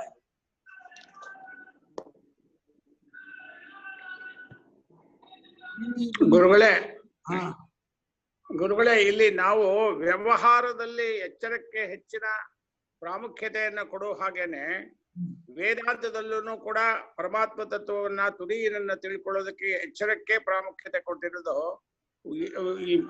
ಏನೇ ಕಾರಣ ಇದ್ರೂ ಕೂಡ ಸುಷುಪ್ತಿಯಲ್ಲಾಗ್ಲಿ ಸ್ವಪ್ನದಲ್ಲಾಗ್ಲಿ ಯಾತಕ್ಕೋಸ್ಕರ ತಿಳ್ಕೊಳಕ್ ಆಗೋಲ್ಲ. ಅಲ್ಲೂ ಈ ಪರಮಾತ್ಮ ತತ್ವ ಎಲ್ಲದರಲ್ಲೂ ಒಂದೇ ಆಗಿರ್ಬೇಕಾದ್ರೆ ಅವಸ್ಥೆಯಲ್ಲಿ ಬೇರೆ ಅವಸ್ಥೆಯಲ್ಲಿ ತಿಳ್ಕೊಳ್ಳೋಕೆ ಏನು ಅದಕ್ಕೆ ತೊಂದರೆ ಆಗಿದೆ, ಹಿಂಡ್ರೆನ್ಸ್ ಆಗಿದೆ? ಅಲ್ಲಲ್ಲ, ನಾವು ವಿಚಾರ ಮಾಡ್ತಾ ಇರೋ ಅವಸ್ಥೆ ಎಚ್ಚರ ಅಂತ ಅನ್ಕೊಂಡದ್ರಿಂದೇನೆ ನಾವು ಎಲ್ಲಿ ವಿಚಾರ ಮಾಡ್ತಾ ಇದ್ದಾಗಲೂ ಎಲ್ಲೇ ವಿಚಾರ ಮಾಡ್ತಾ ಇರಿ, ಅದನ್ನ ಎಚ್ಚರ ಅನ್ಕೊಂಡೆ ನಾವು ವಿಚಾರ ಮಾಡ್ತಾ ಇರೋದ್ರಿಂದ ಅಲ್ಲೇ ನಾವು ತಿಳ್ಕೊತೀವಿ, ವ್ಯವಹಾರ ಬರೋದು. ಈ ಪ್ರಶ್ನೆ ನೀವು ಸ್ವಪ್ನದಲ್ಲೂ ಮಾಡಿದ್ರಿ ತಿಳ್ಕೊಳ್ಳಿ. ಸ್ವಪ್ನದಲ್ಲೂ ತತ್ಕಾಲಕ್ಕೆ ಅದು ಎಚ್ಚರವಾಗಿರ್ತದೆ. ಆದ್ದರಿಂದ ಎಚ್ಚರದಲ್ಲಿಯೇ ತಿಳ್ಕೊಳ್ಳೋದು ವ್ಯವಹಾರ ಬರುತ್ತೆ ಹೊರತು ಸ್ವಪ್ನದಲ್ಲಿ ಯಾಕೆ ಬರೋಲ್ಲ ಅಂತ ನೀವು ಅಲ್ಲಿ ಕೇಳಿದ್ರೆ ತಿಳ್ಕೊಳ್ಳಿ. ಅದಕ್ಕೆ ಏನು ಉತ್ತರವೋ ಅದೇ ಉತ್ತರ ಇಲ್ಲಿ. ಪ್ರಶ್ನೆಯೇ ಅರ್ಥವಿಲ್ಲದ ಪ್ರಶ್ನೆಯೇ ಹೊರತು ಎಲ್ಲಿ ಕಂಡುಕೊಂಡ್ರು ಆತ್ಮಸ್ವರೂಪ ಒಂದೇ. ಆದ್ರೆ ಪ್ರಾಜ್ಞನಲ್ಲಿ ಕಂಡುಕೊಳ್ಳೋದು ವ್ಯವಹಾರ ಬರೋಲ್ಲ. ಯಾಕಂದ್ರೆ ಸುಷುಪ್ತಿಯಲ್ಲಿ ಅಂತಃಕರಣವೂ ಇಲ್ಲ, ಶ್ರುತಿಯೂ ಇಲ್ಲ, ಗುರುಗಳೂ ಇಲ್ಲ. ಅದನ್ನ ಅಲ್ಲಿ ವ್ಯವಹಾರಾತೀತವಾದ ಅವಸ್ಥೆ ಅದು. ಅದನ್ನ ಅಲ್ಲಿ ಕಂಡುಕೊಳ್ಳೋ ವಿಚಾರ ಯಾಕಿಲ್ಲ ಅಂತ ಕೇಳ್ಬೇಡಿ. ಇನ್ನು ಸ್ವಪ್ನದಲ್ಲಿ ಯಾಕಿಲ್ಲ ನೀವು ಕೇಳ್ಬೋದು. ಸ್ವಪ್ನದಲ್ಲಿ ಯಾಕಿಲ್ಲ ಅಂತ ಕೇಳ್ಬೋದು ಅಂತಂದ್ರೆ ಈ ಎಚ್ಚರವನ್ನು ಇದು ತಂದ್ಕೊಂಡದ್ರಿಂದ ಸ್ವಪ್ನದಲ್ಲಿ ಯಾಕಿಲ್ಲ ಅಂತ ಕೇಳ್ತಾ ಇದ್ದೀರಾ. ಇದು ಸ್ವಪ್ನವೋ ಇದು ಎಚ್ಚರವೋ ಅಂತ ನೀವು ವಿಚಾರ ಮಾಡಿದಾಗ ಇದೇ ನಿಮ್ಗೆ ಇದು ಎಚ್ಚರ ಅಂತ ಸ್ವಲ್ಪ ತೀರ್ಮಾನವಾಗದೇ ಇದ್ದಾಗ ಆ ಪ್ರಶ್ನೆಯೇ ಅರ್ಥವಿಲ್ಲದ ಪ್ರಶ್ನೆ ಆಗತ್ತೆ ಹೊರತು ತಿಳ್ಕೊಳ್ಬೇಕೇ ಹೊರತು ಇದು ಎಚ್ಚರ ಕಳಿಸೋದು ವಿಚಾರ ಮಾಡಕ್ ಹೋಗ್ಬಾರ್ದು. ನಾವಿವಾಗ ಇರೋದು ಎಚ್ಚರವೋ ಕಳಿಸೋದು ವಿಚಾರ ಮಾಡಕ್ ಹೋಗ್ಬೇಡಿ. ಎಚ್ಚರ ನೀವು ಇಟ್ಕೊಂಡ್ಬಿಟ್ಟಿದ್ದೀರಾ, ಒಪ್ಕೊಂಡ್ಬಿಟ್ಟಿದ್ದೀರಾ, ಅದನ್ನ ಅನ್ಕೊಂಡು ವ್ಯವಹಾರ ಮಾಡ್ತಿದ್ದೀರಾ. ಅದನ್ನ ಇಟ್ಕೊಂಡು ಮುಂದಕ್ಕೆ ವಿಚಾರ ಮಾಡ್ಬೇಕೆ ಹೊರತು ನೀವು ಇದನ್ನ ಎಚ್ಚರವೋ ಕನಸೋ ವಿಚಾರ ಮಾಡಿದ್ರೆ ಉತ್ತರ ಸಿಗೋಲ್ಲ. ನಿಮ್ಗೆ ಉತ್ತರ ಸಿಗದೇ ಇರೋದ್ರಿಂದ ಇದನ್ನ ಕೈ ಬಿಡೋದು ಬೆಸ್ಟೇ ಹೊರತು ಇದನ್ನ ಕೈ ಬಿಟ್ಟು ಸತ್ಯ ಕಂಡುಕೊಳ್ಳೋ ಪ್ರಯತ್ನ ಮಾಡ್ಬೇಕೆ ಹೊರತು ಇದು ಎಚ್ಚರವ ಇದು ಕನಸ ಅಂತ ವಿಚಾರ ಮಾಡಿದ್ರೆ ನಿಮ್ಗೆ ಏನು ಅಸಾಧಾರಣವಾದಂತಹ ಒಂದು ಡೆಫಿನೇಷನ್ ಏನಿದೆ ಎಚ್ಚರಕ್ಕೂ ಕನಸಿಗೋ ಒಂದು ಯುನೀಕ್ ಆಗಿರ ಅಲ್ಲ. ಮನೋಪಾದಿ ಇಲ್ಲ ಇಲ್ಲ. ವೈಶ್ವಾನರಾದ ಪರಮಾತ್ಮ ವೈಶ್ವಾನರಾದ ಪರಮಾತ್ಮ ಮನೋಪಾದಿಯಲ್ಲಿರುವಾಗ ತೈಜಸ್ಸನ್ನ ತಿಳ್ಕೋಬೇಕು ಅಂತ ನನ್ನ ಇಚ್ಛೆ ಇದ್ದಾಗ ತೈಜಸ್ಸನಾದ ತುರಿಯನನ್ನ ತೈಜಸ್ಸನ ಮುಖಾಂತರ ತಿಳ್ಕೋಬೇಕು ಅಂತ ಇಚ್ಛೆ ಇದ್ರೆ ಕನಸಿನಲ್ಲಿ ಯಾಕಾಗೋಲ್ಲ? ಅಲ್ಲ, ಇಲ್ಲೇ ನೀ ಮನಸ್ಸಿನ ತಿಳ್ಕೊಳ್ಳೋದ ತೈಜಸ್ಸನ ತಿಳ್ಕೊಳ್ಳೋದ? ಕನಸು ಯಾಕೆ ಹೋಗ್ಬೇಕು? ಇಲ್ಲಿ ತಿಳ್ಕೊಳ್ಳೋದು ವಿಚಾರ ಮಾಡೋದು ಮನಸ್ಸಲ್ಲ, ಇಂದ್ರಿಯದಲ್ಲ. ನೀವು ಮನಸ್ಸಿನಲ್ಲಿ ವಿಚಾರ ಮಾಡೋರಾದಾಗ ನೀವು ತೇಜಸ್ ಆಗೇ ಇರ್ತೀರಾ. ಮನಸ್ಸಿನಲ್ಲೇ ನೀವು ವಿಚಾರ ಮಾಡಿ ಬುದ್ಧಿಯಲ್ಲೇ ವಿಚಾರ ಮಾಡೋರಾದಾಗ ಅವಾಗ ನಿಮಗೆ ಹೆಸರು ತೇಜಸ್ ಅಂತ ಹೆಸರು. ನೀವು ಅವಾಗ ವೈಶ್ವಾನರ ಆಗೇ ಇರಲ್ಲ. ಅಲ್ಲ, ಆದ್ರೂ ಕೂಡ ಕನಸಿನಲ್ಲಿ ವಿಚಾರ ಮಾಡಕ್ ಆಗೋಲ್ವಲ್ಲ? ಯಾಕೆ? ಕನಸು ಹೆಸರು ಕೊಟ್ಟಿರೋದ್ರಿಂದ ಆಗಲ್ಲ. ಅದಕ್ಕೆ ಕನಸು ಹೆಸರು ಕೊಟ್ಬಿಟ್ರಲ್ಲ, ಅದಕ್ಕೆ ಆಗಲ್ಲ ಅದು. ಅಲ್ಲ ಕಣ್ರಿ, ನೀವು ಇಲ್ಲಿ ವಿಚಾರ ಮಾಡೋದು ಇಂದ್ರಿಯದಿಂದಲೋ ದೇಹದಿಂದಲೋ ಮನಸ್ಸಿನಿಂದಲೋ? ಮನಸ್ಸಿನಿಂದ. ಮನಸ್ಸಿನಿಂದ ಮನಸ್ಸು ಯಾವುದು ತತ್ವ? ತೈಜಸ. ಮತ್ತೆ ಸ್ವಪ್ನದಲ್ಲಿ ಆಯ್ತಲ್ಲ ವಿಚಾರ, ಸ್ವಪ್ನದಲ್ಲೇ ತಿಳ್ಕೊಂಡ್ರಲ್ಲ. ಇದು ಪ್ರಶ್ನೆ ಹೆಂಗಿದೆ ಗೊತ್ತಾ ಗುರುಳೆ? ಸೂಜಿ ಕತ್ಲೆಯಲ್ಲಿ ಕಳ್ದ್ಬಿಟ್ಟು ಬೆಳಕಲ್ಲಿ ಹುಡುಕ್ತೀನಿ ಯಾಕೆ ಸಿಗ್ತಾ ಅಲ್ಲ ರೀ, ತೈಜಸ ಎಲ್ಲೋ ಅವಸ್ಥೆಯಲ್ಲಿ ಸರಿ, ಅದೆಲ್ಲ ಕರೆಕ್ಟ್. ಇಲ್ಲೇ ಮನಸ್ಸಿನಲ್ಲಿ ಮನೋಪಾಧಿಕನಾದವನು ತೈಜಸ, ಇಂದ್ರಿಯೋಪಾಧಿಕನಾದವನು ವೈಶ್ವಾನರ. ಈ ಮನೋಪಾಧಿಕನಾಗಿ ನೀವು ವಿಚಾರ ಮಾಡುವಾಗ ತೈಜಸಾತ್ಮನಾಗಿ ನೀವು ವಿಚಾರ ಮಾಡ್ತಿದ್ದೀರಾ. ಅಂದ್ರೆ ಈಗ ಹಾಗಾದ್ರೆ ಸಮಾಧಿಯಲ್ಲಿ ಆಗೋದೇ ಇಲ್ಲ. ಸಮಾಧಿ ಸ್ಥಿತಿ ಪ್ರಜ್ಞಾ ಸ್ಥಿತಿ. ಆ ಪ್ರಜ್ಞಾ ಸ್ಥಿತಿಯಲ್ಲಿ ಪ್ರಜ್ಞಾನದ ತುರಿಯನ್ನ ತಿಳ್ಕೊಳಕ್ಕಾಗುತ್ತಾ? ತಿಳ್ಕೊಳ್ಳೋದು ಅನ್ನೋದು ಬುದ್ಧಿ ಅಲ್ಲ, ಅವಸ್ಥೆ ಅಲ್ಲ. ಅಲ್ಲ, ಎಲ್ಲಿ ತಿಳ್ಕೊತೀವೋ ಅದು ಫೈನಲ್ ಅರ್ಥ ಹೇಳಿ. ತಿಳ್ಕೊಳ್ಳೋದು ಅದಕ್ಕೆ ಅರ್ಥ. ಬುದ್ಧಿ ತಿಳ್ಕೊಳ್ಳೋದು ಅನ್ನೋದು ಏನು ಅನ್ನೋದನ್ನ ನಾನ್ ತಿಳ್ಕೊಳ್ಳಿಲ್ಲ. ತಿಳ್ಕೊಳ್ಳೋ ಪ್ರಯತ್ನ ಸಾಧಕರಾದ್ರಿಂದ ತಿಳ್ಕೊಂಡವ್ರು ಈ ವಿಚಾರ ತಿಳಿಸ್ಬೇಕು. ಅಲ್ಲ, ಈ ತಿಳ್ಕೊಳ್ಳೋದು ಏನು ಬೇಡ. ತಿಳ್ಕೊಳ್ಳೋದು ಕ್ರಿಯೆ ನಡೆಯೋದು ಬುದ್ಧಿ ಅಲ್ಲ, ಅವಸ್ಥೆ ಅಲ್ಲ. ತಿಳ್ಕೊಳ್ಳೋದು ಕ್ರಿಯೆ ನಡೆಯೋದು ಎಲ್ಲಿ? ಅವಸ್ಥೆಯಲ್ಲಿ ನಡೆಯುತ್ತೋ ಬುದ್ಧಿಯಲ್ಲಿ ನಡೆಯುತ್ತೋ? ಆ ತಿಳ್ಕೊಳ್ಳೋದು ವ್ಯಾಪಾರ ಎಲ್ಲಿ ನಡೆಯುತ್ತೆ? ಬುದ್ಧಿಯಲ್ಲಿ ನಡೆಯುತ್ತೆ. ಆ ಬುದ್ಧಿ ಸಮಾಧಿಯಲ್ಲಿ ಇರುತ್ತಾ? ಸಮಾಧಿಯಲ್ಲಿ ಬುದ್ಧಿ ಇರುತ್ತಾ ತಿಳ್ಕೊಳಕ್ಕೆ? ಅಲ್ಲ, ಇದೆ. ಅದು ಅವ್ಯಕ್ತ ರೂಪದಲ್ಲಿ ಅವ್ಯಕ್ತ ರೂಪದಲ್ಲಿ ಅವ್ಯಕ್ತ ರೂಪದ ಬುದ್ಧಿ ತಿಳ್ಕೊಳಕ್ಕಾಗತ್ತಾ? ವ್ಯಕ್ತ ರೂಪ ಬುದ್ಧಿನ ತಿಳ್ಕೊಳ್ತೀವೋ ಅವ್ಯಕ್ತ ಬುದ್ಧಿನ ತಿಳ್ಕೊಳ್ತೀರೋ ನೀವು? ಅನ್ನ ಅಕ್ಕಿ ರೂಪದಲ್ಲಿ ಇದ್ರೆ ತಿನ್ನಕ್ಕಾಗತ್ತಾ? ಅದೇ ನೀವು ಅವ್ಯಕ್ತ ಬೋಂಡ ತಿಂತೀರಾ, ವ್ಯಕ್ತಿ ಬೋಂಡ ತಿಂತೀರಾ? ಕಿರಣವ್ರದ್ದು ಎಲ್ಲ ಬೋರ್ಡಕ್ ಬಂದ್ರೆ ಗೊತ್ತಾಗ್ಬಿಡುತ್ತೆ. ಅಲ್ವಾ? ಹಗಲಲ್ಲಿ ತಿನ್ನೋ ಬೋಂಡ ಕನ್ಸಲ್ಲಿ ಹಾಕ್ತಿನಲ್ಲ ನೀವು? ಕಸಲ್ ತಿಂತಾರಪ್ಪ. ಹಗಲು ತಿನ್ನೋ ಬೋಂಡ ಕಸಲ್ ತಿನ್ನಲ್ವಾ? ಕಸಲ್ ತಿಂತಾರೆ. ಅದೇ ಸಾಗರೆಲ್ಲ ತಿಂತಾ ಇರ್ತಾರೆ. ತುಂಬಾ ಚೆನ್ನಾಗಿರುತ್ತೆ. ಗುರುಗಳೇ, ಗುರುಗಳೇ, ಹೇಳಮ್ಮ.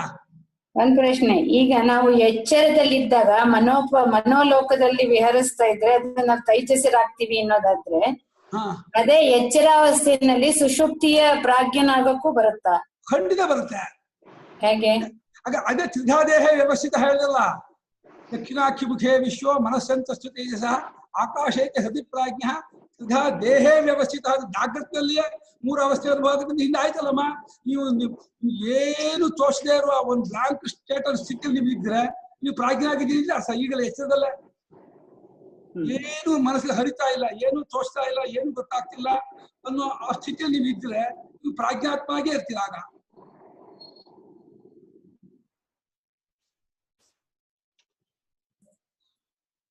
ಹೇಳಿ.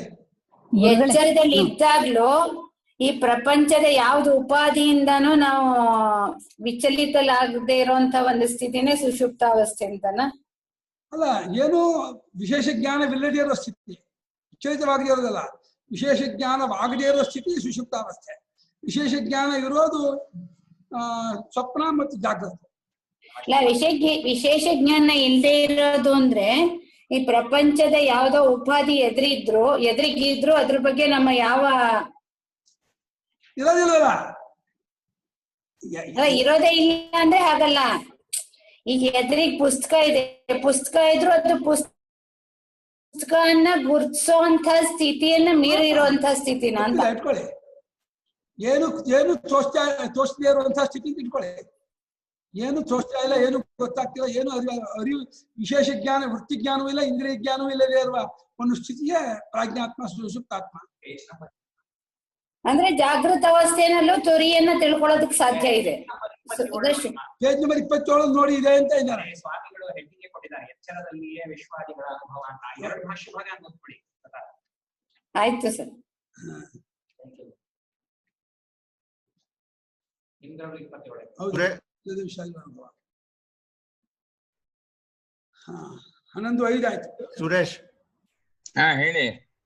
ಹೇಳ್ತಾ ಇದ್ರೇನು? ನವೀನ್ ಇಲ್ಲಪ್ಪ, ಏನ್ ಕೇಳ ಸುರೇಶ್ ಅವರ ಪ್ರಶ್ನೆ ಅತೀತ ಆಗ್ಬಿಟ್ಟಿದ್ದಾರೆ. ಸುರೇಖಾ ಕೇಳ್ತಾ ಇದ್ರು ಗುರು. ಶಿಷ್ಯಾಸ್ತು ಛಿನ್ನ ಸಂಶಯ ಗುರೋಸ್ತು ಮೌನ ವ್ಯಾಖ್ಯಾನಂ ಶಿಷ್ಯಾಸ್ತು ಛಿನ್ನ ಸಂಶಯ ಅಂತ. ಶಿಷ್ಯರಿಗೆ ಸಂಶಯ ಕತ್ತರಿಸೋಗ್ಬಿಟ್ಟಿದೆ, ಯಾವ ಸಂಶಯವೂ ಇಲ್ಲ ಅವರಿಗೆ. ಗುರುಗಳೇ, ಈಗ ಈ 3 ಅವಸ್ಥೆಗಳನ್ನು ಪರಾಮರ್ಶೆ ಮಾಡ್ತಾ ಇದೀವಲ್ಲ ತುರಿಯನ್ನ ಕಂಡುಕೊಳ್ಳೋದಕ್ಕೆ. ಇದನ್ನ ನೋಡಿದಾಗ ನಾವು ದೇಹೇಂದ್ರಿಯನ ಬಿಟ್ಟು ಇದು ಅವಸ್ಥೆನೆ ಇಡಿಯಾಗಿ ತಗೊಂಡು ಪರಾಮರ್ಶೆ ಮಾಡೋದ್ರಿಂದ ಒಂದು ಹೆಜ್ಜೆ ಮುಂದೆ ಹೋಗಿ ಇಡೀ ಸ್ಥೂಲ ತತ್ವ ಇಡೀ ಸೂಕ್ಷ್ಮ ತತ್ವದಲ್ಲಿ ನಿಂತ್ಕೊಂಡು ಪರಾಮರ್ಶೆ ಮಾಡ್ತಾ ಇರೋ ತರನು ಒಂದ್ಸಲ ಅನ್ಸುತ್ತೆ. ಅದೇ ಮಾಡ್ಬೇಕು. ಅದೇ ಇಲ್ಲಿ ಹೇಳ್ತಿರೋದು. ಈ ವಿಶ್ವ ಅಂದ್ರೆ ಬರೀ ದೇಹದಲ್ಲೇ ಇಟ್ಕೊಂಡು ಹಿಂದ್ ಕಣ್ಣಿನ ನೋಡೋದಲ್ಲ ವಿಶ್ವ. ಈ ದೇಹೇಂದ್ರಿಯ ಮನ ಬುದ್ಧಿಯನ್ನು ಹೊರಗಿನ ಭೂತ ಪಂಚಭೂತವನ್ನು ಕಾಲದೇಶವನ್ನು ಅಷ್ಟನ್ನು ಉಂಡೆಯಾಗಿ ನೋಡುವ ಆತ್ಮನಿಗೆ ವಿಶ್ವ ಅನಿಸೋ.